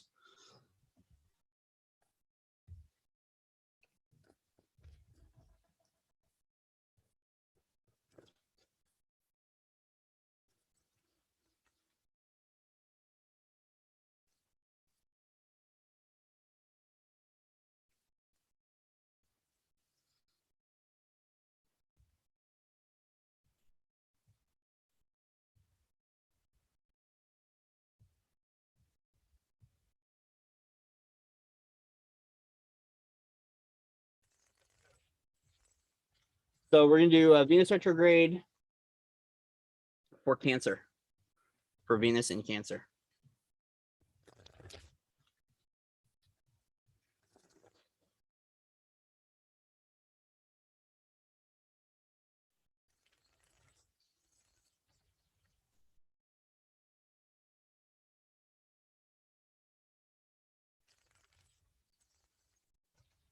Patreon is paid, yes. So Patreon is paid, but for some reason, it's got to do with going live. When I record content, I try to upload. Like, it will take some days, it'll take 5 or 6 days, sometimes a week to upload things because my Wi-Fi isn't super quick. I have spotty internet connection at times, but for some reason, going live is the easiest. So it's about being able to go live on Patreon. When it's easy, it's so much easier to just go live here. And so it's like trying to integrate, get everything over on Patreon. I do have the ability to create a group on YouTube. I just would rather support Patreon and Vimeo over certain other platforms. That's all.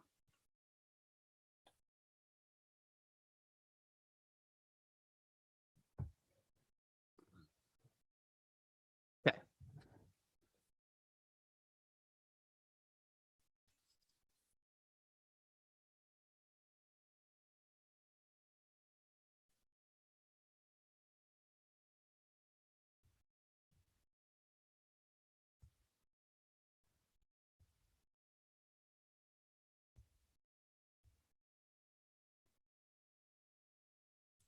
Woo. Yo, okay. Wow, Cancer. Yo. Cancer. This one's intense. This one's gnarly. I don't want to say intense, but you're going to make it out. You're looking good, but you just got to, you're going through a transcendence. So Cancer, we have the Tower, Nine of Swords, the Fool, Ten of Pentacles. So either way, you're starting a new, you're going through a deconstruction in dream time of the mind. Old worries, old concerns, old beliefs, old structures are falling away. So as the magnetics are shifting of the mind can't attach to anything. But what's going on is you're going through a process of God consciousness activation. Okay. You're activating God consciousness. Now, what does that mean? Ugh. So I try to stretch out my knees here. Forgive me for a moment. My knees are getting a little wonky, so I got to go here. There we go. Okay. So what I'm stating here is an anchoring of the omega tones or of God consciousness into the body that is providing you an opportunity to see from a new lens, a new perspective in regards to your journey and the soul's evolution and the soul's journey. It feels like it's in alignment with your destiny. Like it is about an alignment with your Yggdrasil tree, with your Akashic records, with your crystalline DNA, with your tree of life. So as a result, you're going through an obliteration of the old. Phoenix rise, Phoenix fall.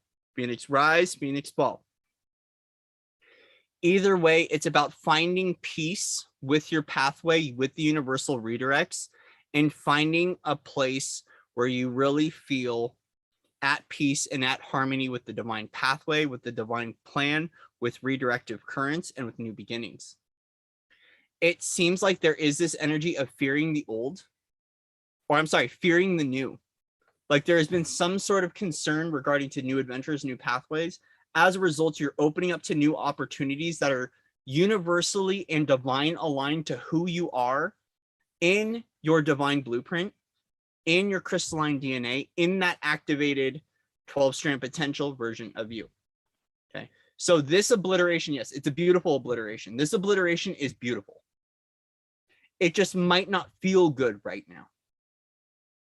So really what we're doing is it's a restructuring of the mind and coming back into the body.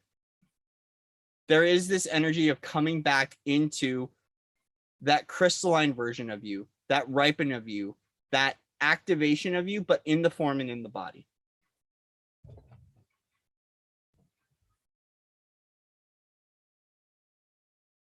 This is about choice point and freedom, especially with the Two of Wands here.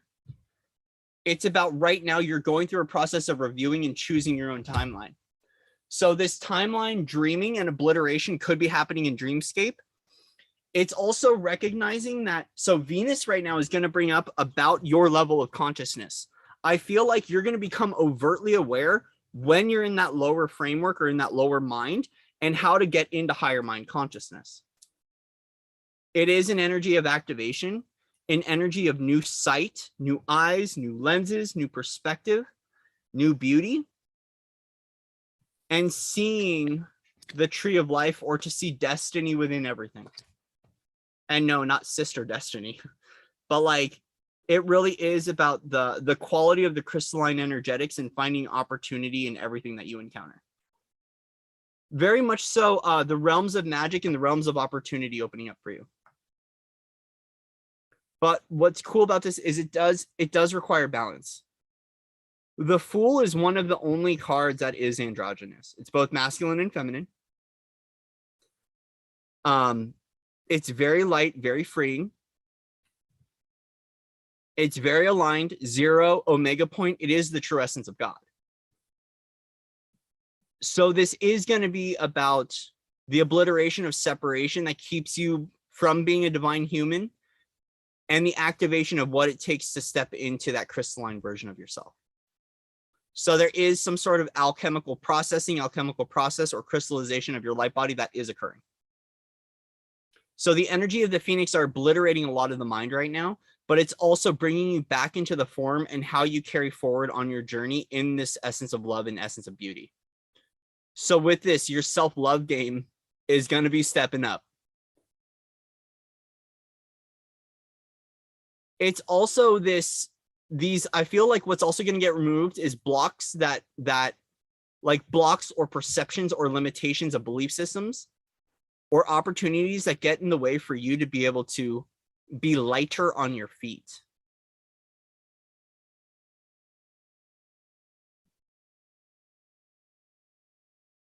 I'm almost seeing someone who's been stuck in bed for a really long time, finally being able to come out, get out of the house and go for a walk. Like it's finally finding the strength to get up and to walk on your own, but to go out and to travel and to face the world. And as a result, you recognize there's people you want to meet, things you want to do, people you want to see. And that's what is initiating this travel. So this is a gift from the universe. Oh my gosh. Frick.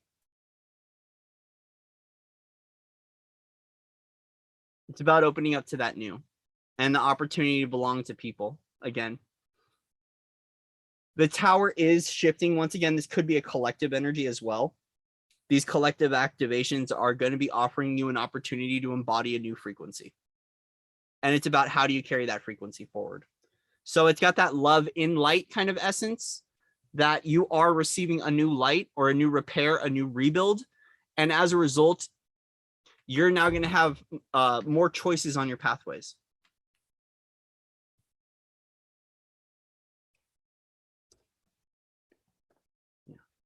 You're going to want to choose unity and celebration. I mean, you have freedom, free will, autonomy, and sovereignty here, but it seems like the choice for you of unity, the choice of togetherness, the choice of good friendships, the choice of sustainability, the choice of fun. Oh yeah, the choice of victory is going to lead to your strength. Look at this. Choose celebration, victory, strength. Choose celebration, victory, strength. Good choice. There is a commonality, and it is about self-love. Venus in itself, like when I did the... Jeez, that went on fire. When I did the last Venus retrograde video and it wasn't posting, that video was about leveling up, bossing up, and it was all about self-love. It was all about the routines of self-love, the repair, all of it at a very, very deep intrinsic level. So we do have this energy of a level up. The Tower is that redirect. It's a new vibrational bandwidth. It's the Phoenix rising up from the ashes. It's going to lead to new opportunities, redirects, relationships no longer working, things falling out of our reality. That's what that Tower moment is signaling. So we might be losing partnerships, losing friends. It's collective motion. And it's about how do we flow with that collective motion, but also how do we get real with ourselves now? Okay. There's been so much coming through with revelation and truth. Reem just did an excellent video about this. Miss Reemy Healings. If you ever want to check out a good, amazing tarot reader, an amazing channeler, go check out Miss Reem. And a beautiful woman, go check her out. She just did a video talking about judgment, the judgment card, and the awakening, and the truth, and the revelation. And as a result, we're being called more and more to find what our truth is and to boss up in our truth.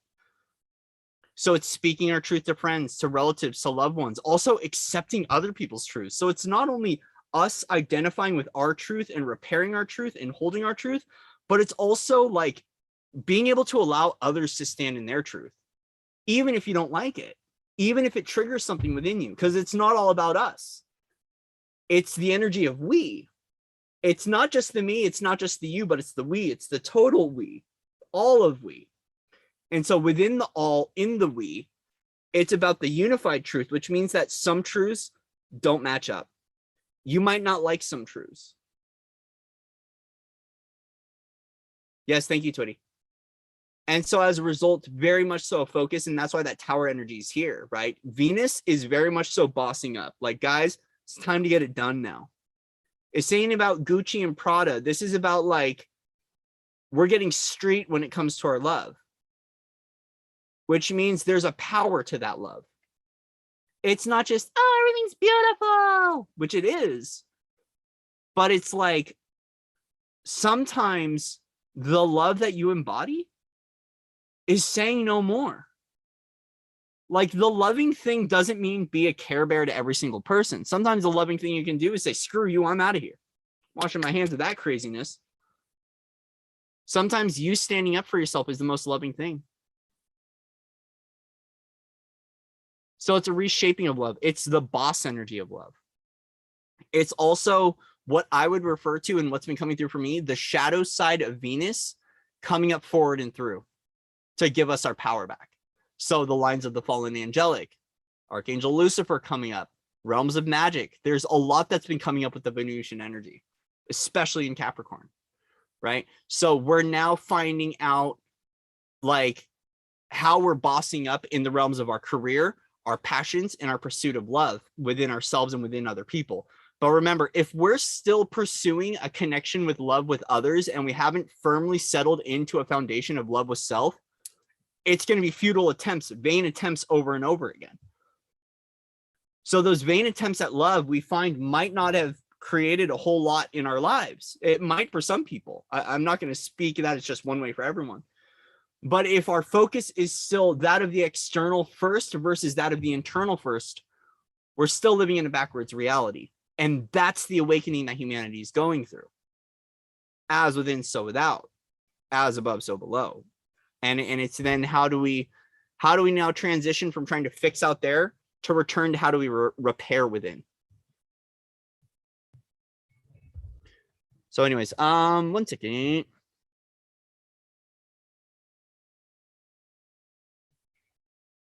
One love, sirens.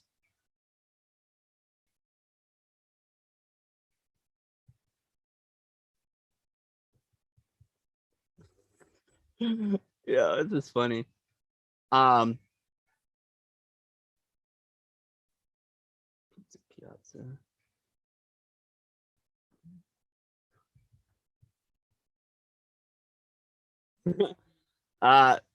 mind me, guys. I'm talking to my my sister right now.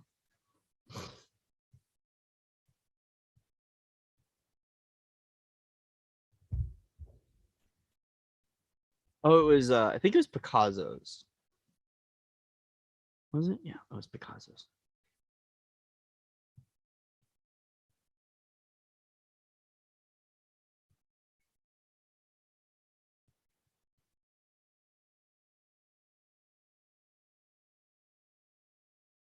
All right. So we're now in Scorpio.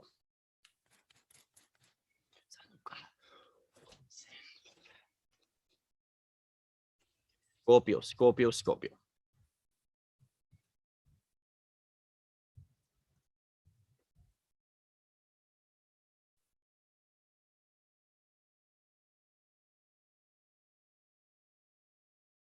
$151.44 for Scorpio.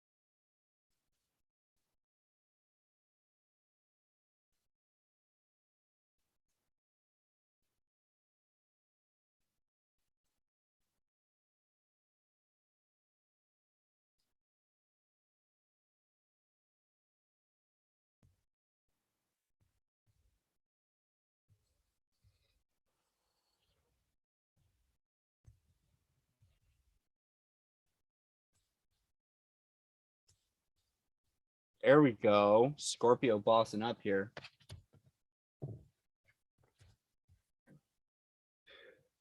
Scorpio, you're very much so bossing up in your masculine energetics and finding what really makes you happy in this world. King of Pentacles, the Emperor, 10 of Cups, 5 of Cups. It's recognizing that which you lose, so that which, it's got this energy of that which you let go of and that which gets redirected out of your life is no longer a loss or an ending, but actually a gain. So it's a perspective reframing. In regards to business, I feel like you're leveling up majorly. So Scorpio and Venus, I feel like you're getting that level up to really become that boss of your own reality and recognizing you're the one that is going to go get that wish fulfillment, that 10 of Cups. And that really the time of mourning that which you lost, like it doesn't work for you anymore. So here's the thing. I'm not saying don't honor your emotions. I feel like the little things now are getting pushed away and you're focused on what your big goals and your big achievements are. So it's a refinement energy, a shift in focus to what that level up is going to offer you. With King of Pentacles and the Emperor, woo, that's power. That's the key of life. But also recognizing that happiness is within your hands and no one else's. So yes, there might be some loss on this opportunity. There might be grieving. There might be feeling. There might be some things you have to let go of. And with King of Pentacles, the Emperor, I feel like you're the one that's going to be making those decisions. I don't think the universe is coming through and ripping it out for you. It's not bringing a tower energy. I feel like the universe is gifting you the opportunity to remove these things and to find what makes you happy and to get rid of everything that doesn't align with that. So it is going to be recognizing that the power is within your hands, the abundance, everything you need, the state of action is required by you, no one else. And as a result, what are you going to go do to get your happiness? And what are you ready to let go of? It appears that there is a perception switch. There is going to be a shift in focus and a refinement of what those opportunities mean for you. With the King of Pentacles and the Emperor, man, that's some really that's boss energy right there, Scorpio. That's boss energy. But as a result, are you going to back down from your opportunities? Are you going to give up? Also, to Scorpio, I want to state big potatoes or little potatoes, big fish or small fish. When it comes to the things that you have to let go of or the things you feel, reframing will help so you don't get too amplified in the distortion. Sometimes I need to do this. Like I'll be feeling something and I'm like, oh my gosh, this happened. Because I can play in cognitive distortion and I can maximize and blow things out of proportion in my reality. I have to give myself the perspective shift of going big potatoes or small potatoes. It's the opportunity to zoom out and to go, is this really that big of a deal? That reframing gives me the opportunity about how much it means to me in my reality, but to make sure I'm not zeroing in and honing in on all of the distortion that's being amplified to me and really choosing to go into the wound and dive out. Because I feel like sometimes, especially Scorpio, you can go deep. Sometimes you're like, let's go into the wound and let's stay there. And let's keep picking at scabs and digging up old memories. It's kind of got a little bit of an energy. If we go into big potatoes and small potatoes, it's going to give you the opportunity where you need to continue to dig and when to just get the heck out of Dodge. Especially for the empowerment of your wish fulfillment being in your hands. I feel like the time for distractions isn't going to be there. But there's a part of empowering yourself to do the work, to know what's a distraction, what isn't a distraction, what's for you, what isn't for you, what is for your highest good or for those opportunities you want or for your wish fulfillment. That's what it's time to go get. And so, yeah, there might be some things that leave. There might be some things that go missing. There might be some feelings that come to the surface, but it really is a part of your right now. Everything that's being orchestrated through this passageway is a part of your 10 of Cups. It's a part of your wish fulfillment. It's just a matter of, can you see that your wish fulfillment is occurring right now? Even if you're losing things, even if your partners are leaving, even if you're going through a deconstruction of an ego, right? Even if you're losing or going through things like suicidal tendencies, can you see that all of those energies add up to your wish fulfillment? it might not make sense. If you are having suicidal tendencies, please reach out to a professional. Okay. There's the Access and Crisis line. You can also call a friend, call a family. You can email me. If you are thinking of harming yourself or harming someone else, because I stated this and just because it's the right thing to do, please talk to someone. By all means, talk to someone. But right now, it's recognizing that all these things that are occurring for you right now are leading up to that happy opportunity. And a part of that revelation is going to bring in a lot of power for you to be able to choose and to do different, do new, and to really boss up. Like, I feel like if I gave you the key to life and was like, hey, you're the boss of your own reality and here's how it is, I feel like you're going to go, oh, yeah, okay. And you're going to go get it. Like, I feel like we just ascended, like, we're essentially giving you the key to let you know that your beautiful wish fulfillment is coming. You just need to go get it. And now it's about going and getting it. Okay, Scorpio? Very cool.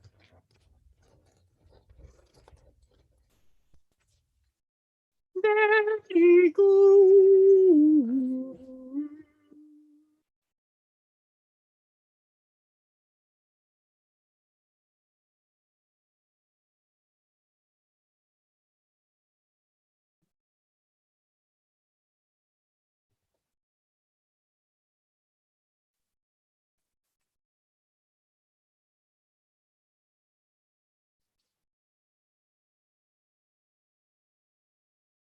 So, Virgo. We're at Virgo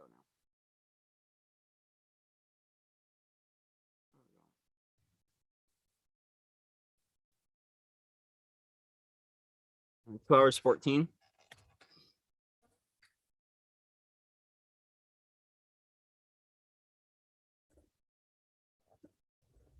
You're welcome. You're welcome.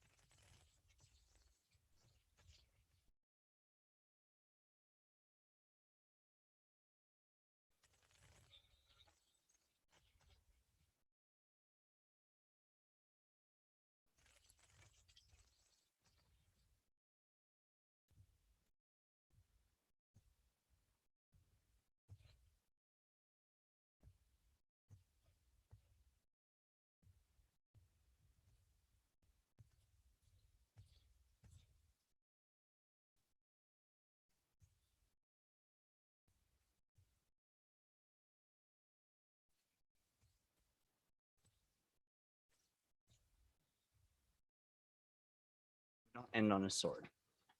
There we go. Okay. Huh. Okay. Virgo, there is alchemy at play. The overall energy of this is temperance. So there is freedom, there is alchemy, there is anchoring the heaven on earth. Ace of Wands, Page of Swords, 3 of Pentacles, 9 of Swords, Knight of Pentacles. So I didn't end on the 9 of Swords because we don't end on swords. In some instances, there was something that says, nope, we don't end on the worry. We're going to move next. Okay.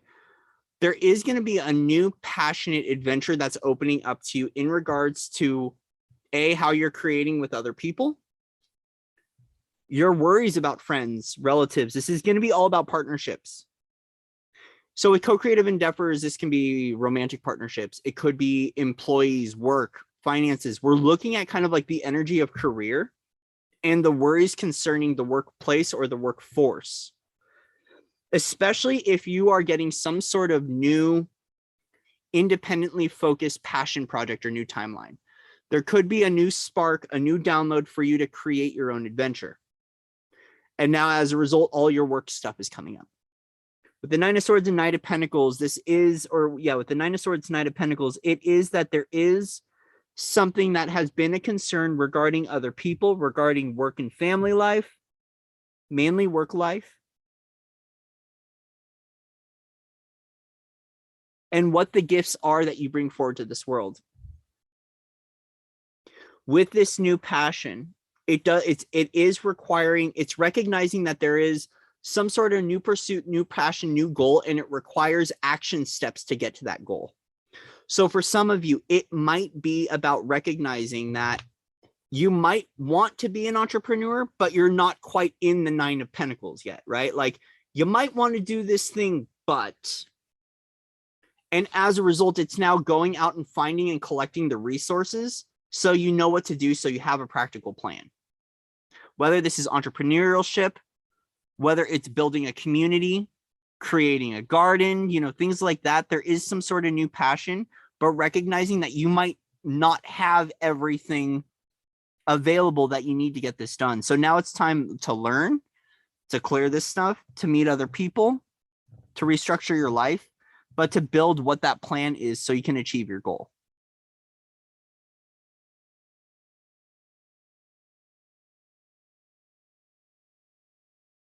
It really is about that you recognize that wands and swords cannot coexist in the same way for you. Swords can be the embodiment of truth, but it kind of is the choice point on, do I choose magic or do I choose war? As a result, you recognize it's important for you and important for others to place your focus in a direction that is more emotionally supportive for you and more creatively focused for you. So for some of you, your work environment, you might come to the revelation that your work environment isn't supporting your dream, that others aren't supporting your dream. And as a result, you might feel like a little cutting, like you're like, you know what? This has got that energy of, okay, have you ever seen Half Baked? When Scarface is about to quit the fast food restaurant, and he's like, F you, F you, F you, you're cool, F you, peace, I'm out. Like, that's what it is. I feel like you're recognizing that the areas that you're in aren't supportive of what your passion project is, and now you're starting to cut out things. And so Page of Swords does have a little bit of a Kali Ma energy, but like a kind of like what I would call an immature Kali Ma. But either way, it's about getting it done, because you recognize that it's time to like separate yourself from those groups that don't support your passion, but also recognizing that your passion isn't just going to appear in front of you. It's that teamwork makes the dream work kind of an energy. And so it's creating that logical plan, but it's also recognizing that others may need to be included in this. And as a result, you don't want to have to worry about the other people you're including in your passion. It's like, hey, if I'm bringing these people in, I don't want to be up late worrying about them anymore. I don't want to worry about finances. I don't want to worry about other people. I don't want to worry about the state of the world. I don't want to worry about karma anymore. For some of you, this might be that you're going through a whole thing in dream time, clearing out karma and old contracts. Page of Swords, this is like calling in Hecate, right? To like restructure your entire life because you got a new beginning. So some of you are like, let's call in Hecate, let's call in Kali Ma, and let's get rid of these contracts. Either way, it is a time to take it slow and recognize that you are separating yourself or unplugging from some energies that don't serve this gift of the universe. It's also making sure you're supported in your gift, but recognizing that sometimes your cutting approach to reality keeps you isolated and worried. It's almost like recognizing how your actions affect your thoughts. Like that your concerns are of your own making, and it's because of how you treat other people and how you treat yourself. Like it's got this energy of being so guarded that you walk around with a gun in your pocket, but the reason you're guarded and concerned is because you have a gun in your pocket. You see what I mean? Like it's like constantly walking around carrying a weapon, expecting something bad to happen to you, but the only reason something bad would happen to you is because you're carrying around a freaking weapon. You get what I mean? Like that's the way I'm kind of trying to put it, is it's like you're actually creating your own worries. by how you're acting and embodying and treating other people. And as a result, I feel like there is a little bit of like, now that you're recognizing this, being a little bit weary about how you approach other people, how you approach reality, and how you approach others. Like you're surrendering and dropping your guard a little bit. As a result, there is something shifting and clearing for you in regards to this. And it really is about moving nice and slow, but recognizing that at the forefront of this is this new passion project, this new spark, this new ignition of you. Now, as a result, okay, here's another thing I want to state for we're on Virgo. Virgo is with this new passion, don't let it get to your head. Because the other thing too is I feel like if you take this and let it run to your ego, your universe is going to make it backfire on you on purpose. So it's like, take this passion and feel it, but don't let it go to your head. Because if you let it go to your head, your universe is going to deliver you some sort of something to bring it into balance. Like it's going to bring in some sort of equilibrium, some sort of equalization. Dude, the geese are going nuts. But remember that in order for you to make this dream work, it is going to require other people. Whatever this passion is, it's going to require other people. And as a result, you might have to clear some karma so this project can get underway. So whatever this new passion, new desire, new project, new magic, new timeline is, you're going to be clearing out all of the karma and all the wreckage. So when it goes through, it goes off without a hitch. Goes off without a hitch. There's a lot of swords energy here. There is a lot of swords energy prevalent here. So for some of you, it might be showing up. So it's almost like a grand softening. This for some Virgos, this is going to be a very humbling. It's going to be a humbling Venus in retrograde, but it's because it's bringing something into balance. Yeah, it's a slice of humble pie in a good way. Because the humility is important for the maturation of you and the evolution of you. So it is bringing humility. Okay. Virgo.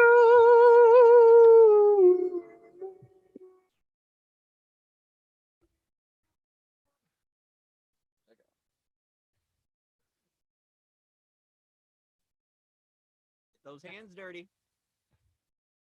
Get those hands dirty.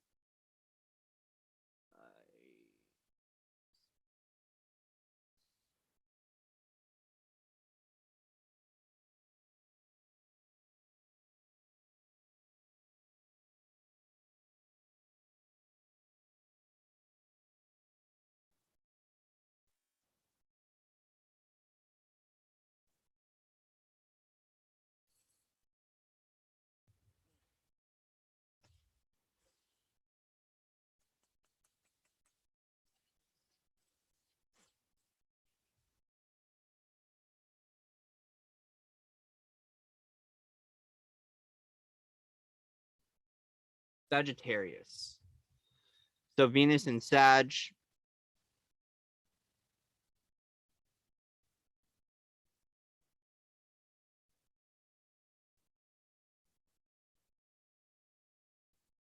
A little bit, but I'll be okay. 212. Yeah, dinner plans. Yeah. Yeah. And it's also just how things work. Okay, Sagittarius 212. So we're doing Sag in Venus retrograde in Capricorn 2021. What messages want to come forward for Sagittarius when it comes to Venus retrograde?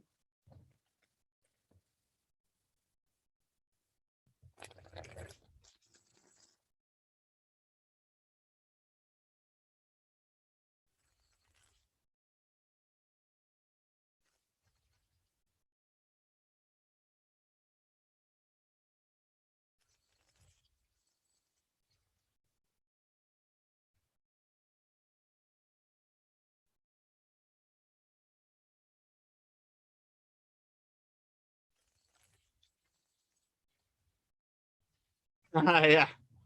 Yep. All good.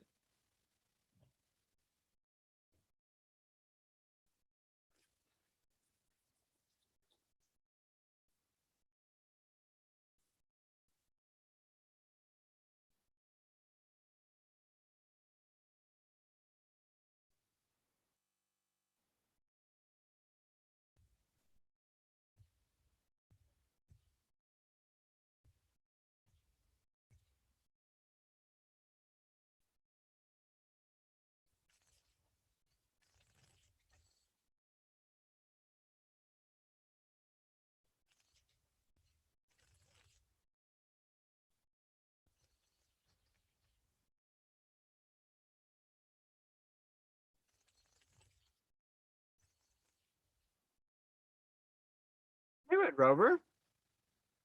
This morning I woke up and I heard Red Rover, send Corey on over.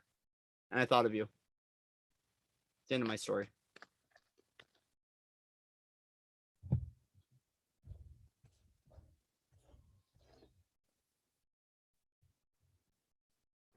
Ooh, ooh, ooh, ooh. Ooh. Okay, good. Okay. So for Sagittarius,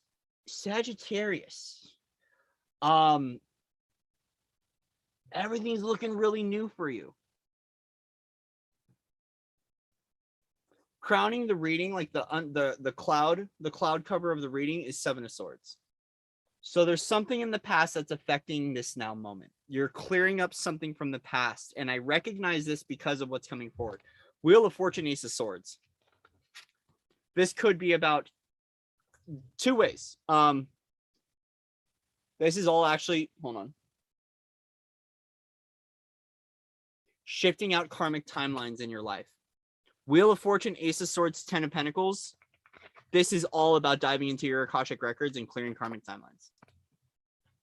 Clearing karmic timelines. With that, it's karmic timelines associated with war, competition, separation, injustice. This is all about karmic timelines and past life karma, especially with the Judgment card here. It's a part of awakening, releasing the seven seals. So it is that clarion call for new. And as a result, it is everything to do with your wheel of destiny. It has to do with you choosing that pathway and clearing out all the old. This is actually a very, I want to say this is a very important read collectively. Because with Wheel of Fortune, Ace of Swords, immediately it was clearing karma.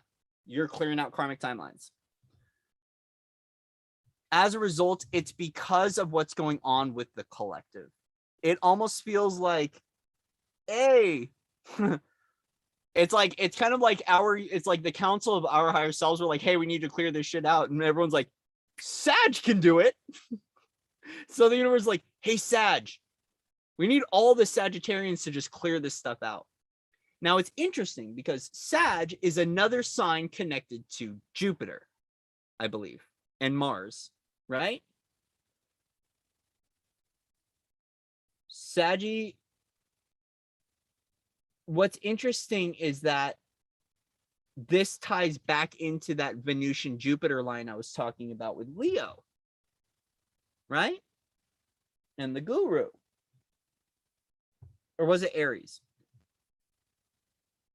Either way, this very much so ties into some sort of karmic deck that is being brought into balance because the collective truth needs it. Because the collective truth needs it. So, Saggy, I also feel like, you know, through this, right? Because we can read this forwards, backwards, upside down, left, right, inside out. Okay. You're clearing karmic timelines. Now, as a result, new things will open up for you, right? Either way, everything that you're clearing right now is a part of your journey. So I want to state, if some of the energy feels punishing or damning, right? Or you're like, what the, because I've had this happen recently where I'm clearing stuff and I'm like, yo, what the heck did I do to deserve this? That was my victim consciousness coming up. I want to let you know you're in alignment. With the Five of Wands, it feels like there's other energies like in the soul group or in the monad that are going through this.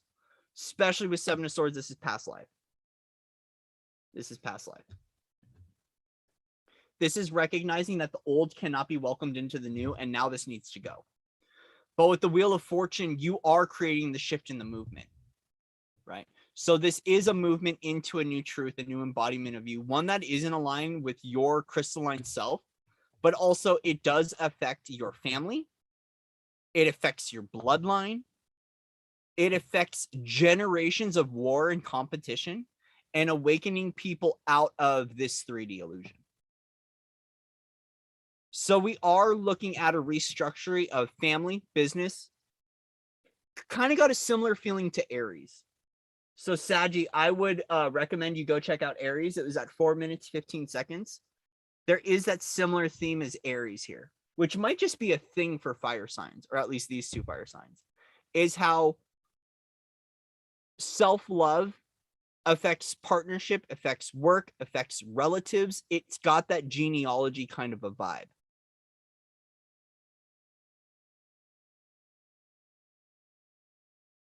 It's got that vibe of how this affects the genealogy. So there is karmic timelines. There is collapse that's occurring. There is collective awakening. It's a part of, like, remember when I was saying Judgment Day, the judicial review occurring?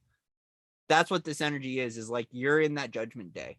And as a result, all this stuff is going to clear out. But it's going to also create a lot of space. So I want to state that this is going to create a lot of space in your life. And there's a lot that's shifting. Is there any final messages here that we can give you?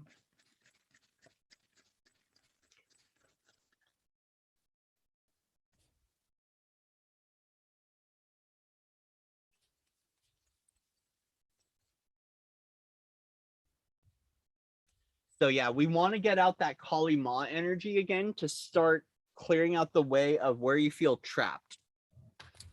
So much freedom here.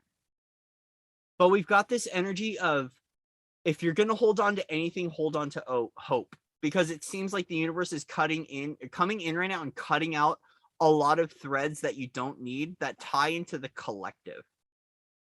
And to getting the collective to awaken. With this Eight of Wands, Page of Swords energy, it's coming in with a very big freedom tone. A freedom tone. It's kind of got a little bit of a rescue feeling too. Like, I'm going to come in and rescue you, rescue, savior kind of stuff. So you might want to look at the energies of wanting to be rescued or to be a rescuer. Right? Because it's like anytime there's like the one that does the saving and the one that needs to be saved. So look at your savior programming, look at your rescuer kind of energy and see where it's playing out in your reality, because that's going to be a part of your clearing. But it's a part of like this weaves into the collective. The energy of what you're clearing actually has a very big macro toll to it. Like that what you're clearing actually it's creating a big rift for the collective awakening. It's a part of, it's like I almost want to say that everything you're going through right now is a part of the whole. And that's going to be a part of your learning of self-love, is recognizing that like your journey does coincide. You're not separate from the thing, right? You're actually a part of the masterpiece. You're a part of the puzzle. Okay? You are a part of the puzzle. Are a part of the puzzle. All right. So next we are on Libra.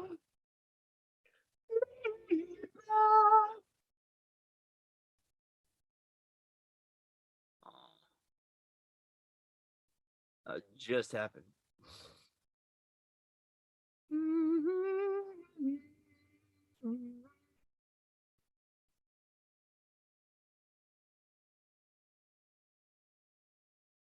Dang.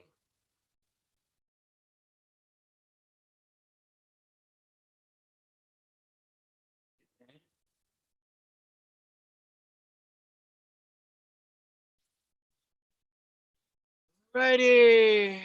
No problem. Oh God. Ooh.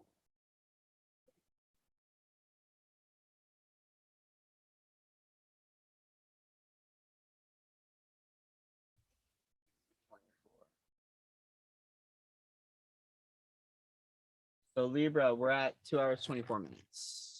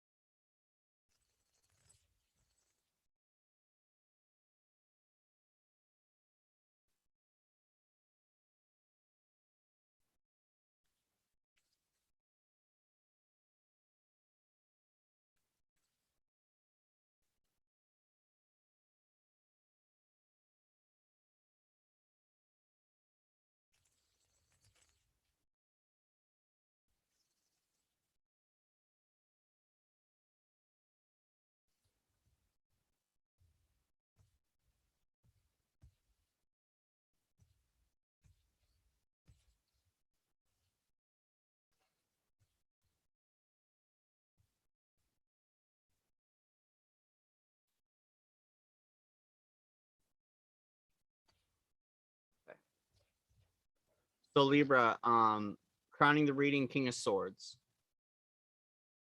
So we're looking at tradition. We're looking at clarity. We're looking at tradition. Wheel of Fortune, the Star, 5 of Pentacles, 10 of Cups. It really is the re-inspiration of hope, the reignition of hope.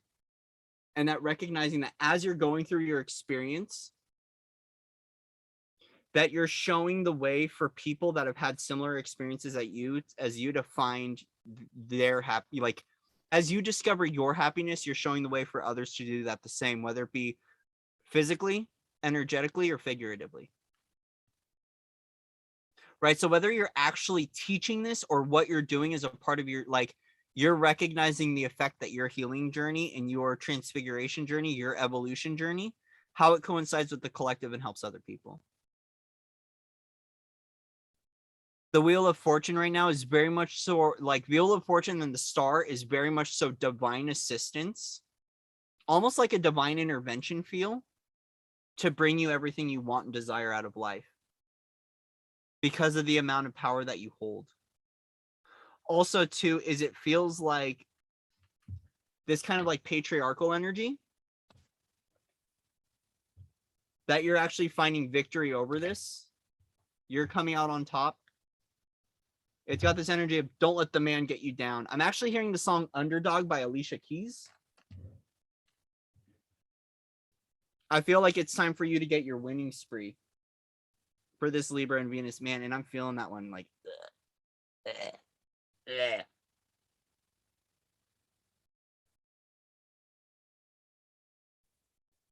need to listen to the song. Where is it? Yeah, Alicia Keys, Underdog. Great song.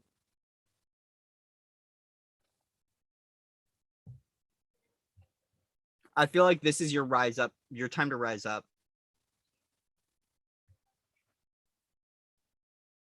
You're definitely rising up into what brings you that happiness and what brings you that togetherness. I feel like a part of this is that your happiness is built upon sharing that with other people and in bringing in people from the cold. Like it's got this humanitarian vision that for you, a part of you feeling supported in your happiness is including people that have been left without. Like this has got that abuela energy, that grandma energy, like bringing in the people from the cold.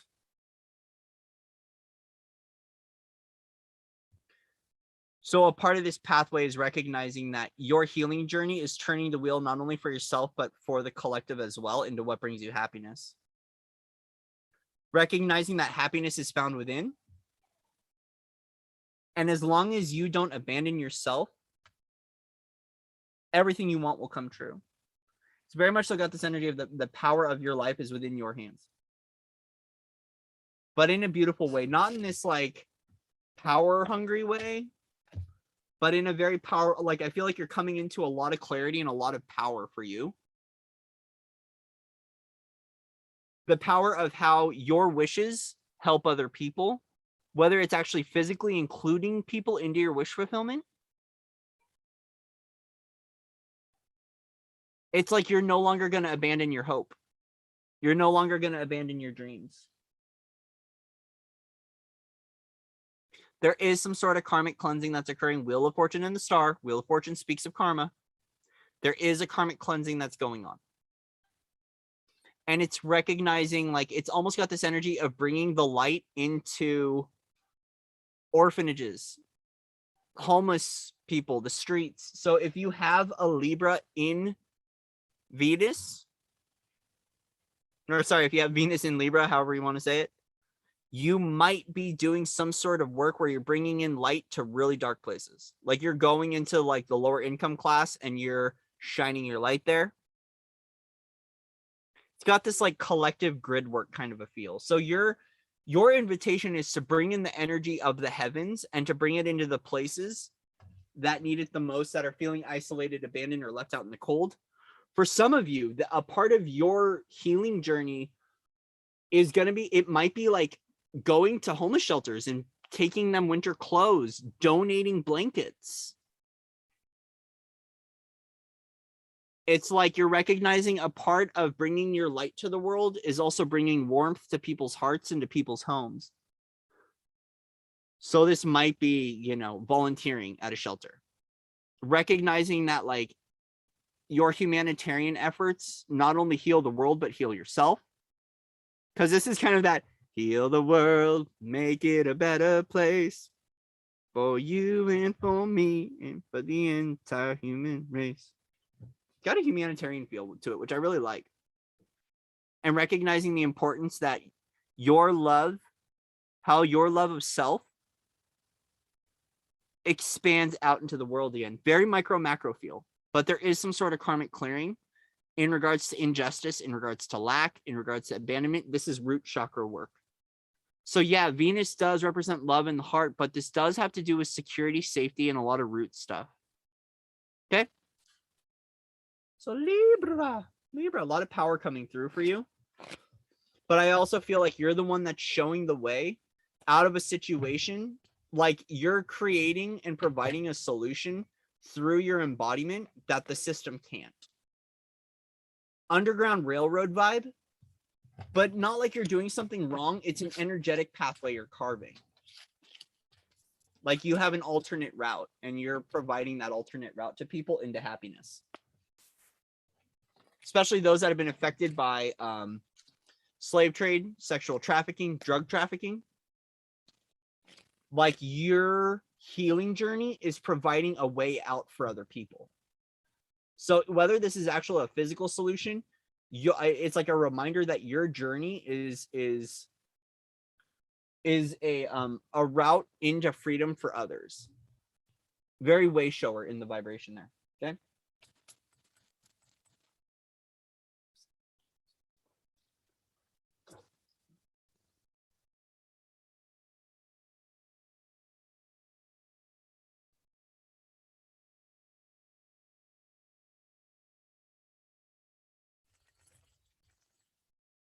Pisces, we're on Pisces. Final one. Final one. Pisces.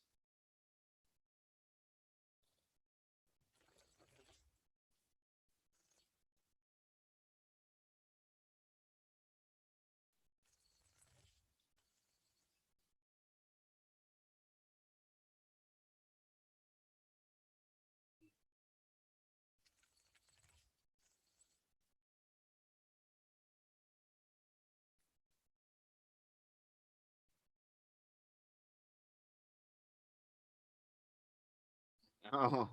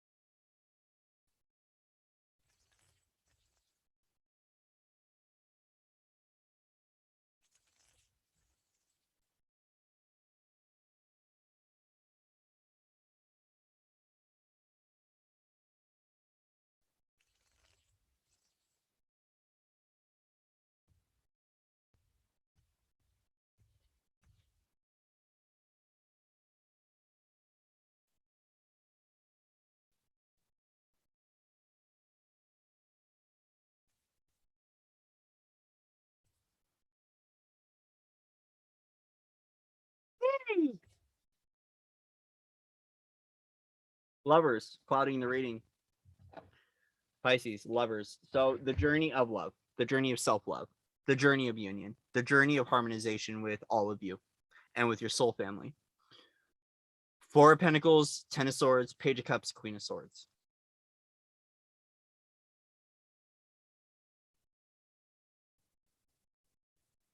It's going to be revealed to you about where you're still holding on to old betrayals in your life and where it's really time to get some clarity over your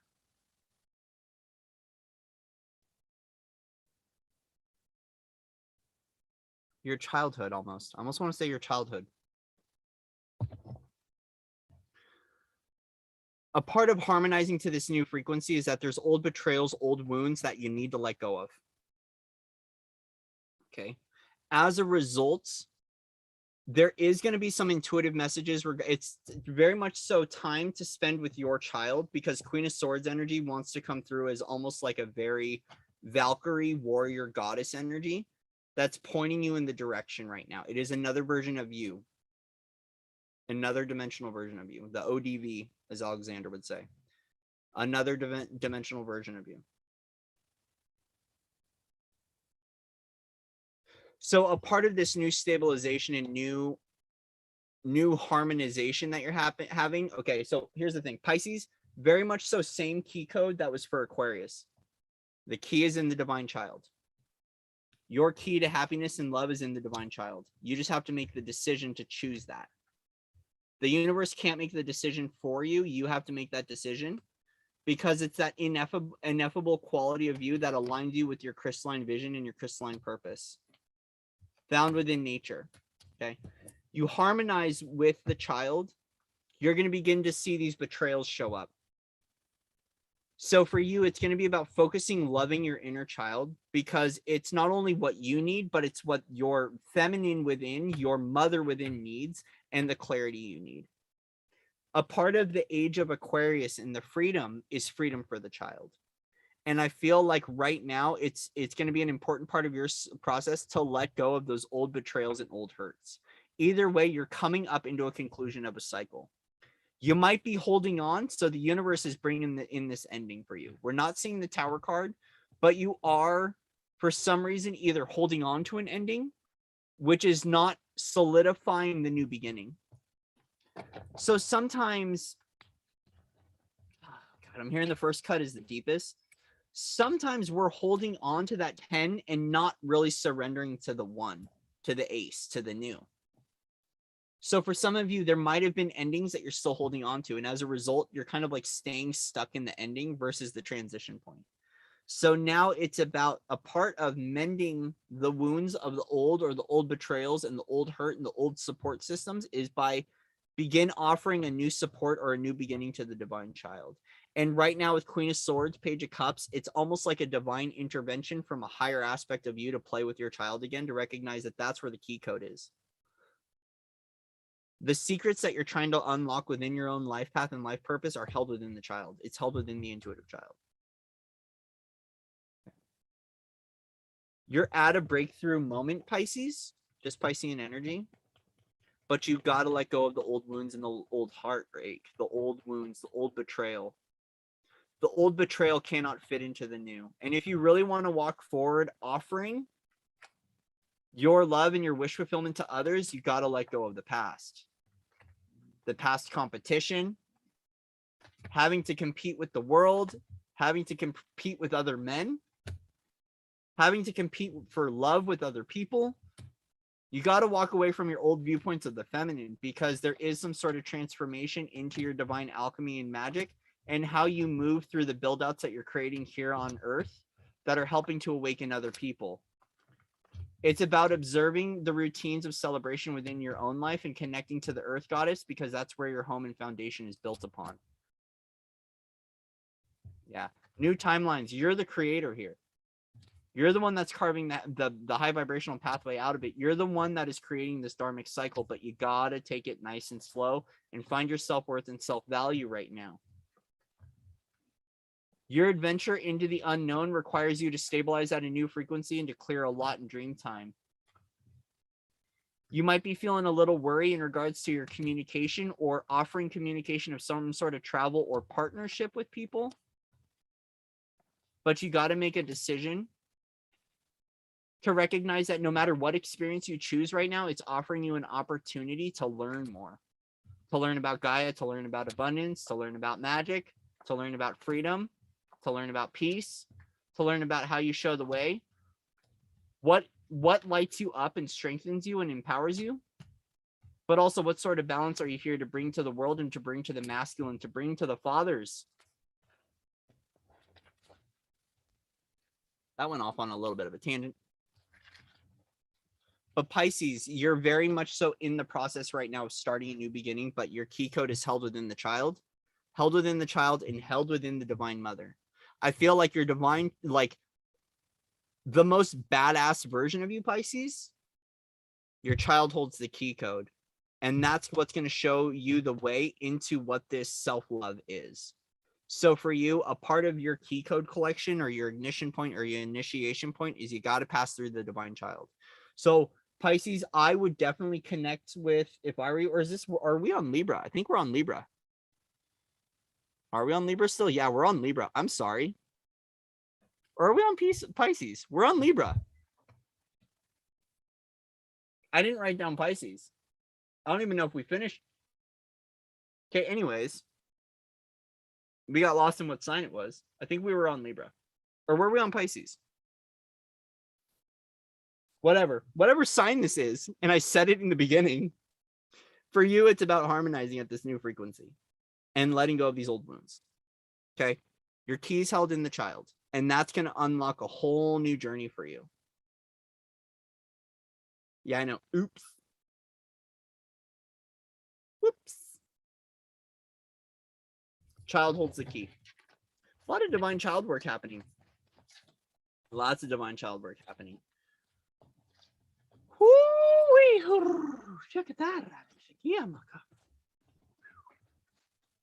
Where are we on Pisces? I didn't write down the timestamp for Pisces. That was the last one? Okay. I didn't write it down. It's okay. I'll write it down later. Woo-wee. I thought so. I thought it was Pisces. So thank you guys. Thank you for showing up. Thank you for being here. Thank you for all you do. I'm exhausted. I'm ready to go get dinner and trying to see how I'm going to go make it to dinner, actually. That's why towards the end, I kind of was like, because plans shifted and now I got to figure out how to make it to dinner. So anyways, I love you guys. Much love and respect to everyone out there. Thank you for all your likes, shares, and subscribes.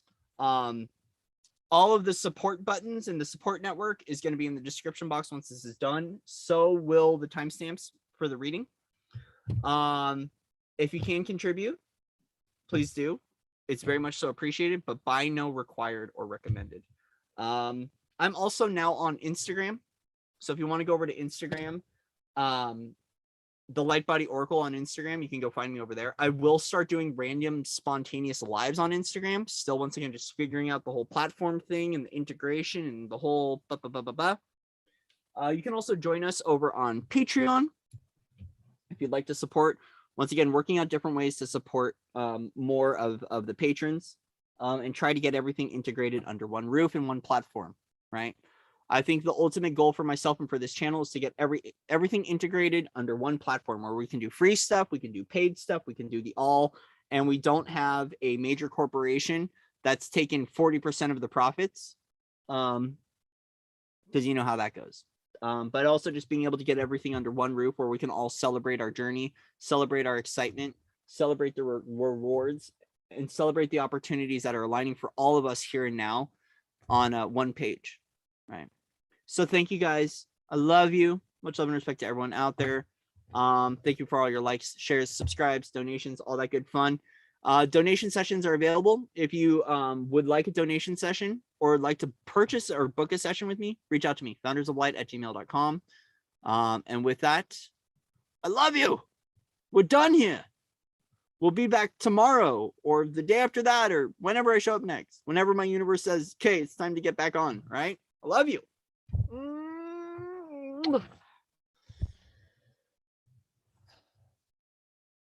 I'm gonna go eat and play. Love you guys.